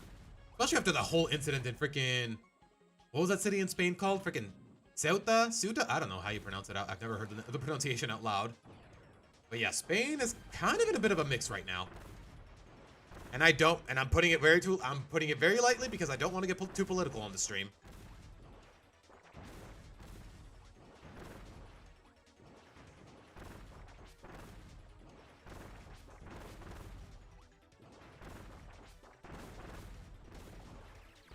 Okay, is it just me or is this getting... Okay, it's supposed to be easy. It's a mini boss. For crying out loud. So I'm guessing I'm gonna need this. Yeah, funnily enough, Boo, somehow the European... Like, I saw a bit of discourse on Twitter a while back about how Europeans don't have air conditioning, and apparently 60-degree weather, that's rookie numbers for Americans, but for Europeans, especially the British, apparently that's lethal quantities. For whatever reason. And apparently it turns out most Europeans don't have air conditioning. Why? How? Like, the weather can get really bad, guys. Like, there's no shame in using some sort of, just using the innovation of air conditioning. Oh, it's bad for the environment. No, it isn't. It doesn't... I don't know the exact numbers in terms of watts consumed and whatnot, but... Guys, it's really not that complicated. Get an AC unit if you can. Like, if you can't afford it, that's a whole nother issue, but...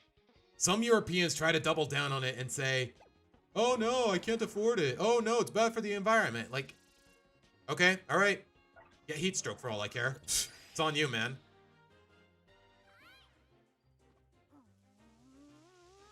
That's the thing, Arian. Talking about the quality of life in that country is its own thing, but you also gotta remember that you have to assimilate to the culture. Like, I'm not just gonna pretend to be a tourist there my whole life. Like, yeah, I have to actually learn to speak Japanese, get a job, learn to communicate. Like I said, assimilate with the culture. I'm not gonna treat myself like a tourist, even if I wanted to move to Japan permanently, which Nah. Like, I guess for tourism, it's fine. Obviously, I'll still respect the culture, which is apparently a big ask out of certain people. But nah. I'd rather move to a place where that I'm already familiar with. Like, say, the United States.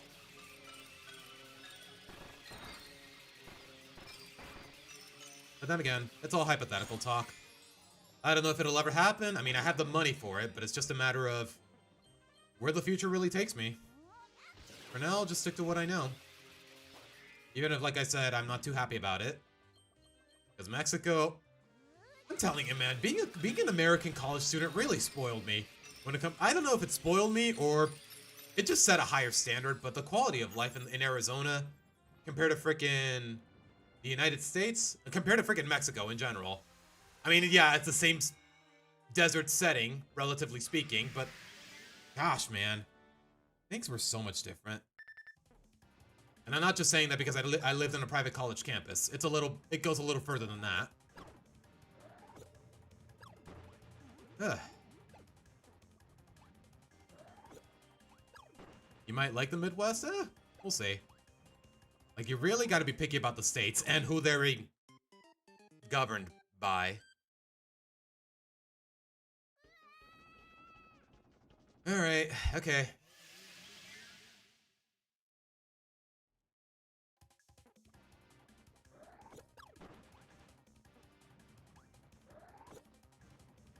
Like, I don't know, guys. I say this as an outsider, but you really gotta pay attention to the political allegiances of your mayors and governors. Because some of them, they are absolute shills to pander.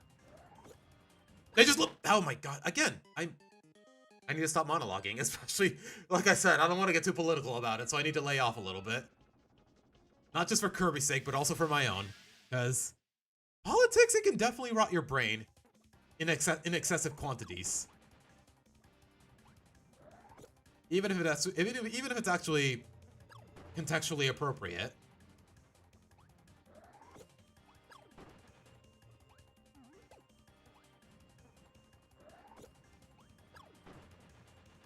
There you go. I don't know how I screwed that up twice. I really don't.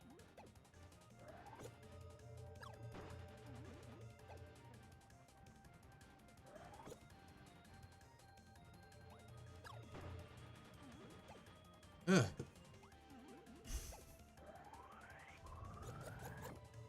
Wait for it. We live in. Barely.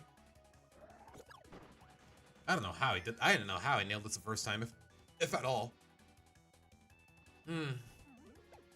Okay, we're at the boss. Do I want rock or do I want parasol? I kind of want neither. I'd rather have something else come all together. But I don't really have a choice, so parasol it is. Hold on. Show me that animation again. Look at him just chilling as he's gliding down. Like he's freaking Princess Peach. God, I love Kirby, man. Eric, if you thought California was bad, Canada is basically California, except everything is California in Canada. Let me put it that way. The tax rates are ridiculous. The PM is a piece of crap. Like, the list goes on, man. Like, yeah, nice weather and everything in most of the provinces, but it still has its issues that I'm definitely not a fan of.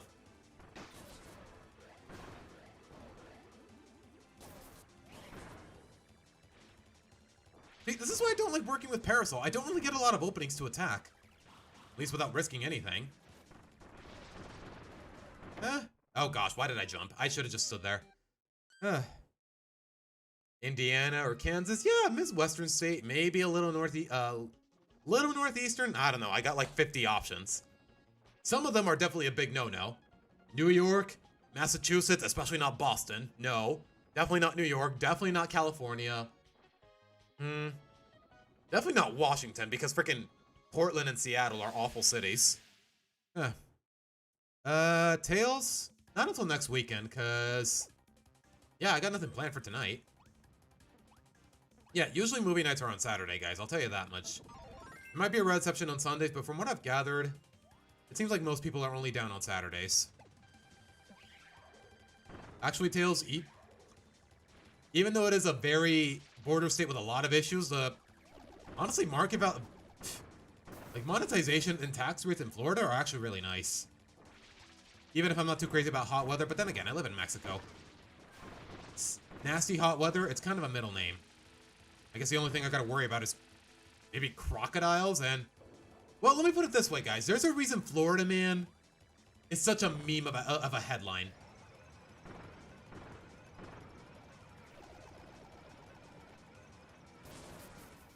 Wait, does the parasol protect from that lightning?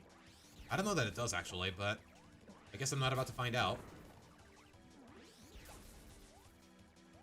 I'm sorry, Oregon. Yeah, Oregon. Oregon, basically the northwestern area. You know, if Gravity Falls was a real town, I might consider moving there, but y'all know how it goes. Like, I don't know, man. I'd be down to live in a small town. Get that sense of community, if that makes any sense. Yeah, alligators, not crocodiles, my bad. Like, there's just so many stigmas and stereotypes around Florida, but they can definitely be worked around just because, in terms of economy, Florida is actually really nice.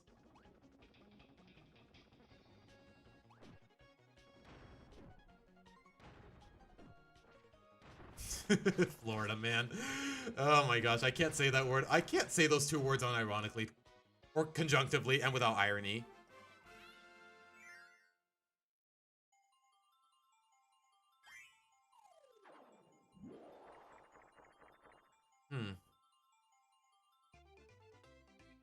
You can inhale the energy from the sphere doomers and get their powers? Yeah, I kind of figured. I just never tried. Oh, man. You know what? Maybe I should have tried it. I like Spark. I don't mind Spark for bosses. Not the best ability for bosses, but Spark would have been really nice. I'm sorry, man. Aesthetically, this umbrella is perfect for Kirby. Look at him. Look at your baby just chilling.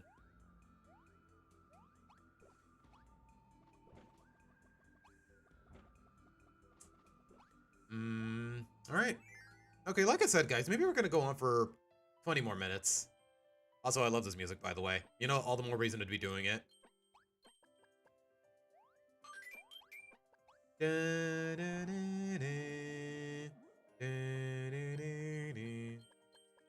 Gosh dang it, man. My God. Hold on. Why does everything this guy does is adorable with that stupid little dot mouth of his? I'm telling you, man. Kirby's just Kirby, man. Gosh dang it. I don't know what Sakurai was cooking when he made this character, but he was cooking. Then again, he had nothing to do with this game, but still. It's hard to screw up perfection, I guess. Wait, how am I supposed to reach that? It's not important. It's just a one-up.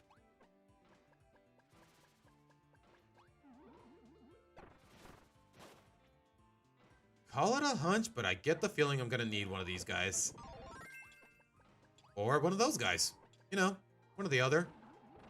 I guess something that can cut ropes? Or they're just here to distract me, hinder me, however you want to label it.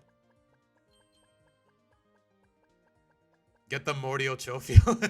Mori Morio. Moricho Radio. If you know, you know. Tails, I think you do know, but I don't know. Anyone else here watch JoJo by any chance? JoJo's Bizarre Adventure?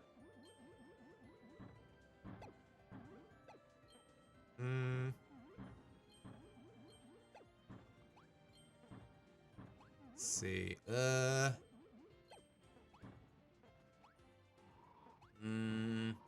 my gosh, this wind is not doing me any favors. Hold on. I want to look at chat, but at the same time, I cannot afford to be distracted right now. Also, gun. I just love saying gun with an emphatic context. Gun.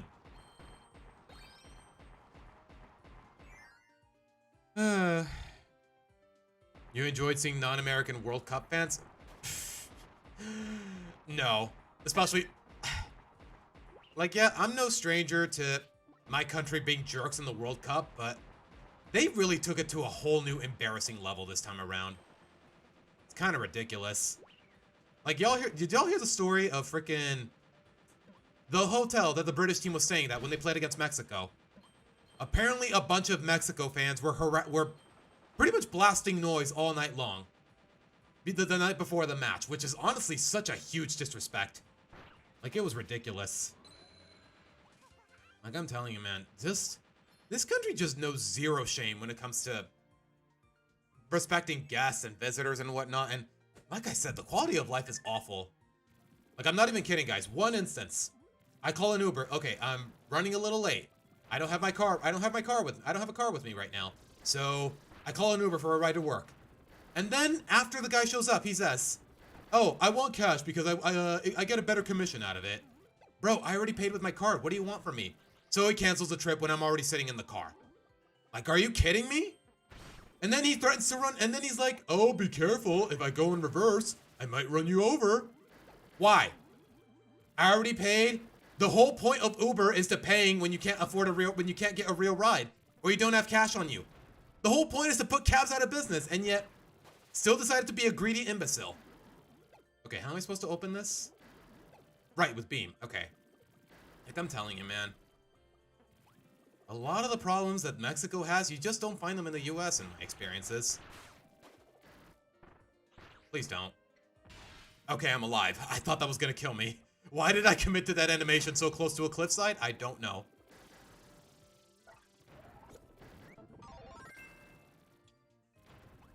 Yeah, the Americans were. The Mexicans, though, not so much. Like, I'm telling you, man. I don't know what it says of me, but I feel no shame holding such a low opinion of my country. Kind of like the same reason Raj Kutrapali doesn't want to go back to India. Dare I stand by this take, guys? I don't care how shallow it makes me seem. Some cultures are better than others. No contest. Oh gosh. I'm dead. I'm so dead. Just spit me out and call it a day, man. Yeah, all that just for a freaking ball kicking game. Yeah, because Mexico has always come so close to winning the World Cup. It's not like we got clapped by Argentina the last couple of times we tried. Crazy how I still remember where I was that day. 2 World Cups in a row where Mexico gets eliminated after losing to Argentina. Kind of crazy to think about. Alright, there's the second gear.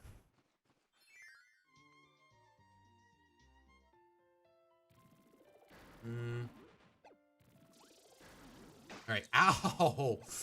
I did not know the hitbox went that deep, but... can I reach him from here? I can, thank goodness. Good, because I did not want to go... I did not want to keep climbing without an ability. Because of this guy. Especially because I can't swallow him.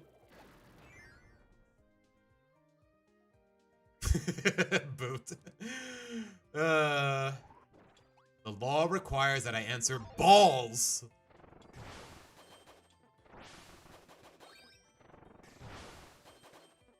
Dead.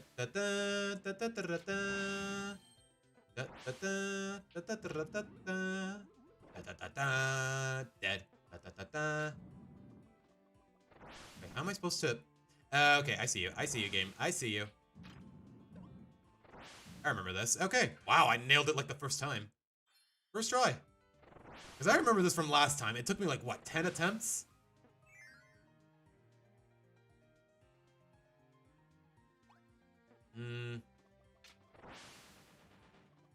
Wait, do I want Parasol here?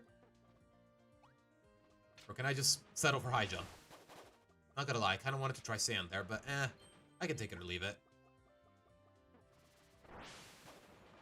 Ow. Again, man, so much gratuitous damage. And it kills me. So, is it really gratuitous?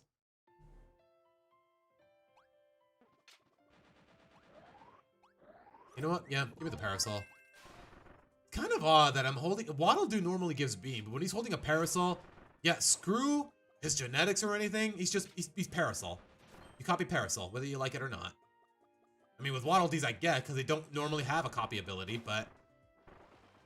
Waddle Doos are definitely a bizarre little mystery in that regard. Or an inconsistency? I don't know, however you want to label it.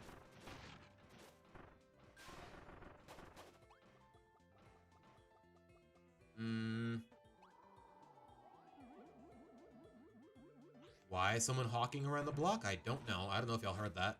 Maybe my mic didn't pick up on it, but I don't know. Okay, we're still missing a gear. I want to believe it's up ahead. Still gets closer to the World Cup in Hungary. We actually are doing better with other stuff like water and volleyball? I guess. I don't know what goes on with the Olympics or the World Cup or any global sporting event. Oh, there it is. Somehow almost in plain sight. And that's that. Alright, neat. I'm gonna miss this music though. I mean, Chrono, yeah, Spain won the World Cup. What's your point, man? And yet somehow they're... Nah, there's no correlation there. But yeah, their governor is a freaking idiot. Close the Ceuta border. It's not complicated. Baboso. Ugh. Not to mock the parasol, but why do you think Oswald Cobblepot uses it as his weapon of choice? Okay, at least the Oswald Cobblepot gets creative with it. The freaking penguin. In case y'all didn't know, that's his actual name. Like, yeah, he doubles it as a gun. He doubles it as a... Like, he gets really creative with it. Like in the Arkham games, for example.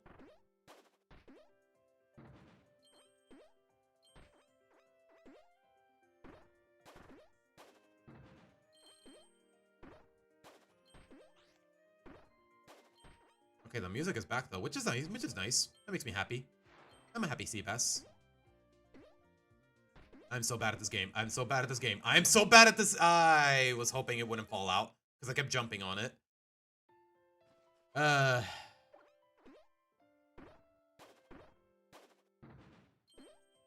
don't waste time because I do have a time limit on this boot.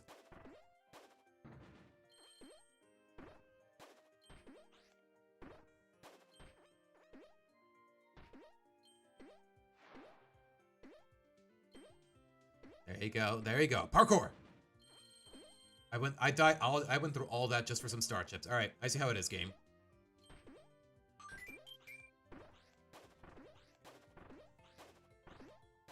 Is that one up worth the trouble? I really don't want to waste time.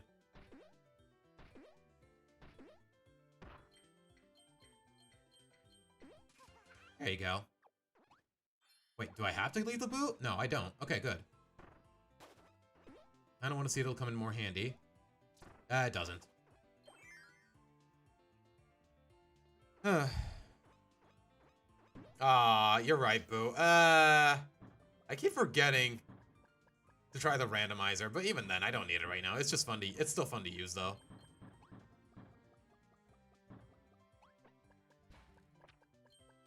I'm not gonna lie, guys. It's a little surprising that these little bow and arrow guys don't give any ability. Or do they? I don't remember. I don't think they do. Wow, hardest puzzle yet. Pfft. I don't know. I've definitely come across a lot more difficult puzzles to get a gear. I'm sorry, energy spheres, if you care about semantics.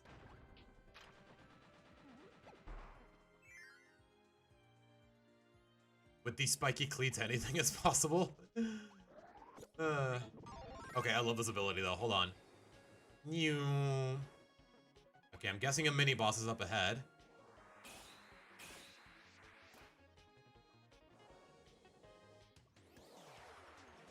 Fully charged. Oh, it's a super bonkers. Bonkers is such a funny word, man. I don't know why. I just love saying it in a British accent. Bonkers. Totally bonkers. Some cultures just have that one fascinating word.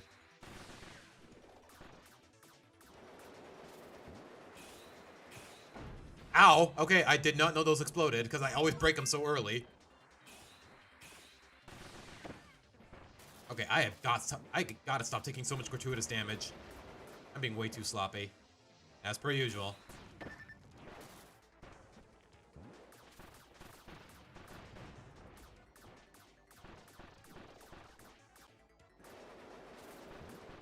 There you go. Okay, I'm guessing we're gonna need this.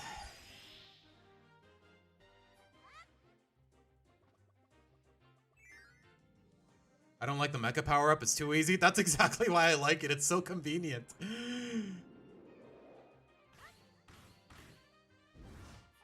and honestly, it just looks really cool on Kirby, but that's just me, though.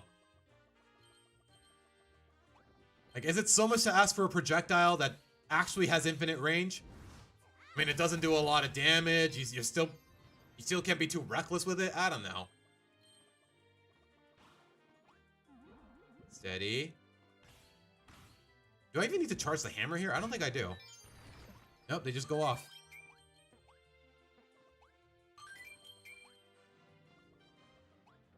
Oh, I thought I could dodge that with a jump.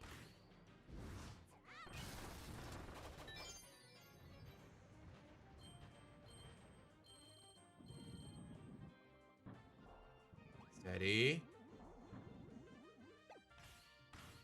I may as well go all out. I don't need to charge the hammer, but still. Something about it is just really satisfying.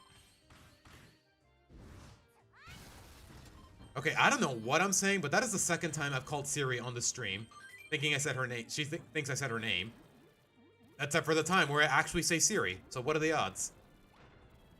Yeah, it didn't go off there either. Okay, I don't get this game. I don't get this cell phone. I really don't. Okay, I'm guessing I'm meant to hit this. Yeah, that works. Okay.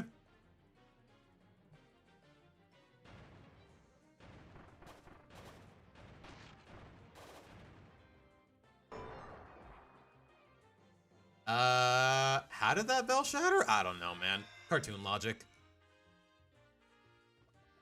You okay, Kirby? You seem pretty frazzled.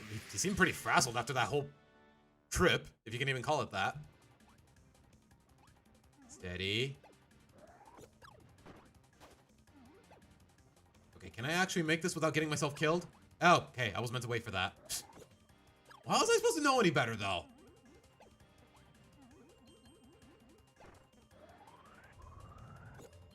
I'm guessing I might need this, but I could be wrong. I'm wrong.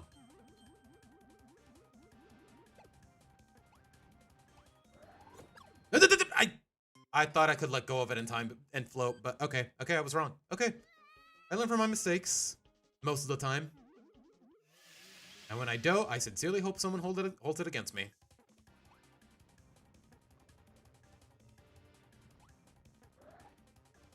Gosh, these platforms really test your patience, don't they?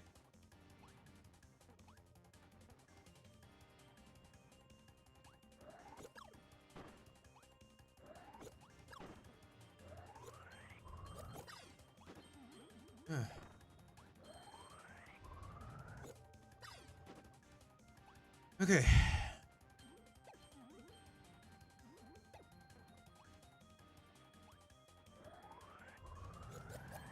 Hey! Excuse you! Huh.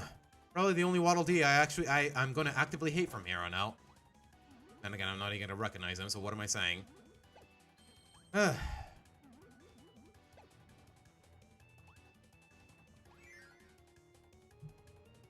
You play King DDD when you play with your brother? I almost oh, I'm gonna be honest, I completely forgot. There's 3 other characters you can play as. Because I've been playing Kirby all the time. And as far as I know, it's Kirby only in single player, but I could be wrong. Don't quote me on that. I've actually never looked into it, even with how far I am into this game. Ow. Okay, he's getting a little more creative with the hitboxes.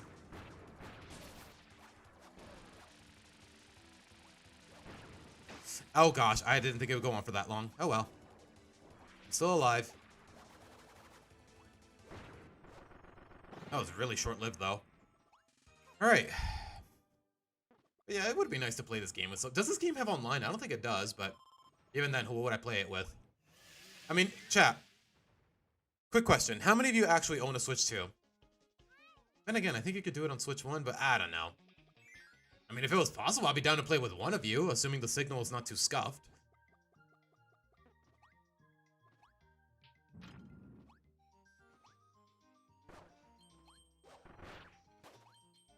Okay, I think... Okay, we got like 3 minutes left in the stream chat, so...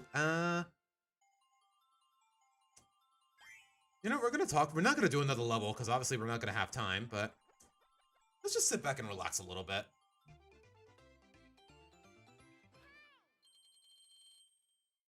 You don't? Yeah. Yeah. Yeah, a Switch 2 is a little tricky to come by, guys. So I don't blame you all if you don't have one. Uh,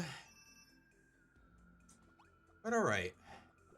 With that being said, wow, we made a lot of progress today, come to think of it. But then again, I've played these levels before, so I was kind of rushing through them, relatively speaking.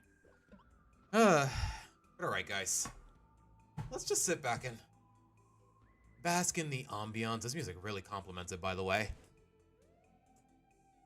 It's been a long day, although to be fair, I did stretch out stream a little for an extra half hour, and also, it was a pretty busy beginning of the stream, now that I think about it.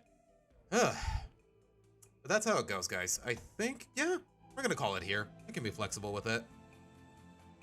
You don't have one? Yeah, guys, like I said, I don't blame you if you don't have one. $500, apparently this is going to be, is there going to be like a price hike or something? At least that's what I heard on the news a while back. Or something like that, I don't know. But yeah, Switch 2, definitely a little tough to come by, especially because it sells out everywhere. It's a good thing I got mine really early in its time span. I think I got it like, what was it, August of last year? I don't remember exactly, but I remember getting it pretty early because well, let me put it this way. I had a job, I have money, I have savings, big occasion. Come to think of it, I think okay, there's also the Switch one, but the Switch consoles, they were the first occasion where I bought my own gaming console without any outside support. No help from my parents buying it because I'm their son or anything, or I'm still a kid. No, these are the consoles I buy of my own accord, man. It makes me feel so mature. No, I'm kidding. I'm well into my 20s. I should not be feeling this way. It's kind of sad that I still do, but anyways.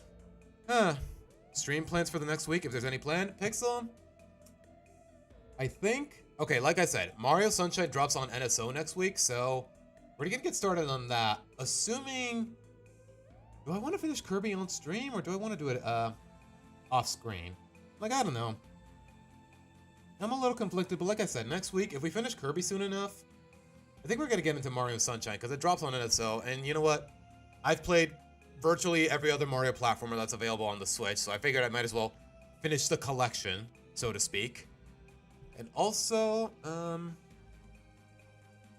I really got nothing in terms of reactions or tier lists or content. I think I'm gonna keep working on my next project throughout the week, which is a surprisingly optimistic review of a recent Loud House episode. I'll leave it at that. Some of you might already know because I gave it away earlier, a couple weeks ago, if you've been paying attention to the streams, but next video project, it's gonna be a review of a Loud House episode, and a good one, for a really good episode, one that I really liked. But other than that, yeah, I got no plans in terms of stream. Like, that's the thing with the streams, guys. When I don't have a very set plan, I just go with the flow. I just go with whatever I see on the media tab that piques my interest. It's really all improvised. But you know what? I'm kind of fond of the spontaneity of it all, if anything. But alright, guys. There's a new cutscene with going to the final battle. Good. Okay. But just from that knowledge alone, and also the fact that I know there's a couple secret bosses that I haven't seen yet, that I'm kind of curious about. So we'll see how things go, but yeah, I don't think we have a lot much more left to do. Yeah, we're on stage 5 of World 5. There's 7 worlds, so just 2 worlds and 1 stage. 2 worlds, 1 stage, and 1 boss. How about that? So yeah, we should be done with Kirby soon enough, but we'll see how things go. After that, though, we're getting into Mario Sunshine. I know I've made a bit of a point in the past that I'm not too crazy about it, and I'm not gonna 100% it, because screw the blue coins. But I at the very least want to do a casual playthrough, if nothing else. Discord tier list where you rank how goofy some tier lists are on Discord. Pixel, I feel like we're getting a little too meta there. But alright, guys. With that being said, yeah, we're gonna call it here. Thank you guys so much for sticking around. As always, if your heart so desires, like the stream, subscribe to the channel, and join the Discord. Yo, the fact that there's still 15 of you in chat as I'm playing Kirby, it's like, I don't know, that number is a little higher than usual, so thank you guys for sticking around. With that being said, I will see you guys. I tend to stream pretty much every weekend, every Saturday and every Sunday, unless stated otherwise in community posts and Discord, or I just don't announce it altogether because I'm too busy editing and whatnot. JoJo tier list? Of what? The individual JoJo's or the parts? What do you mean, Boo? Gotta be a little more specific than that. But alright, guys. With that being said, I will hopefully see you guys next Saturday. Just so you know, next project is already underway. I already wrote like 3 pages of the script, so don't think I've been neglecting any progress just because I was too caught up with the Gravity Falls video, which did get uploaded today, by the way. You might want to check that out. But with that being said, guys, once again, and see you next time out. Take care. Good night. You know what? We did watch a Phineas and Ferb episode yesterday. Good night, tri-state area. Bikini Bottom. All right. Is that really what you call it, Pixel? Okay, sure. Oh my gosh, Boot. Let me put it this way. If my audience really cared about JoJo, I would be down to do a ranking of the villains on stream. But all right, guys. We'll see how things go. Once again, MC by sending out. Take care. Bye. I still love this artwork, by the way. Look at him. He's so happy with his girl. She's so happy with his boy. He was a boy. She was a girl. Can I make it any more obvious? Sorry. Shout out to Avril Lavigne. She's the GOAT. She's the GOAT of the late 90s. Early 2000s. Whatever year she was from. Whatever year she was relevant. Alright, guys. Take care. Bye.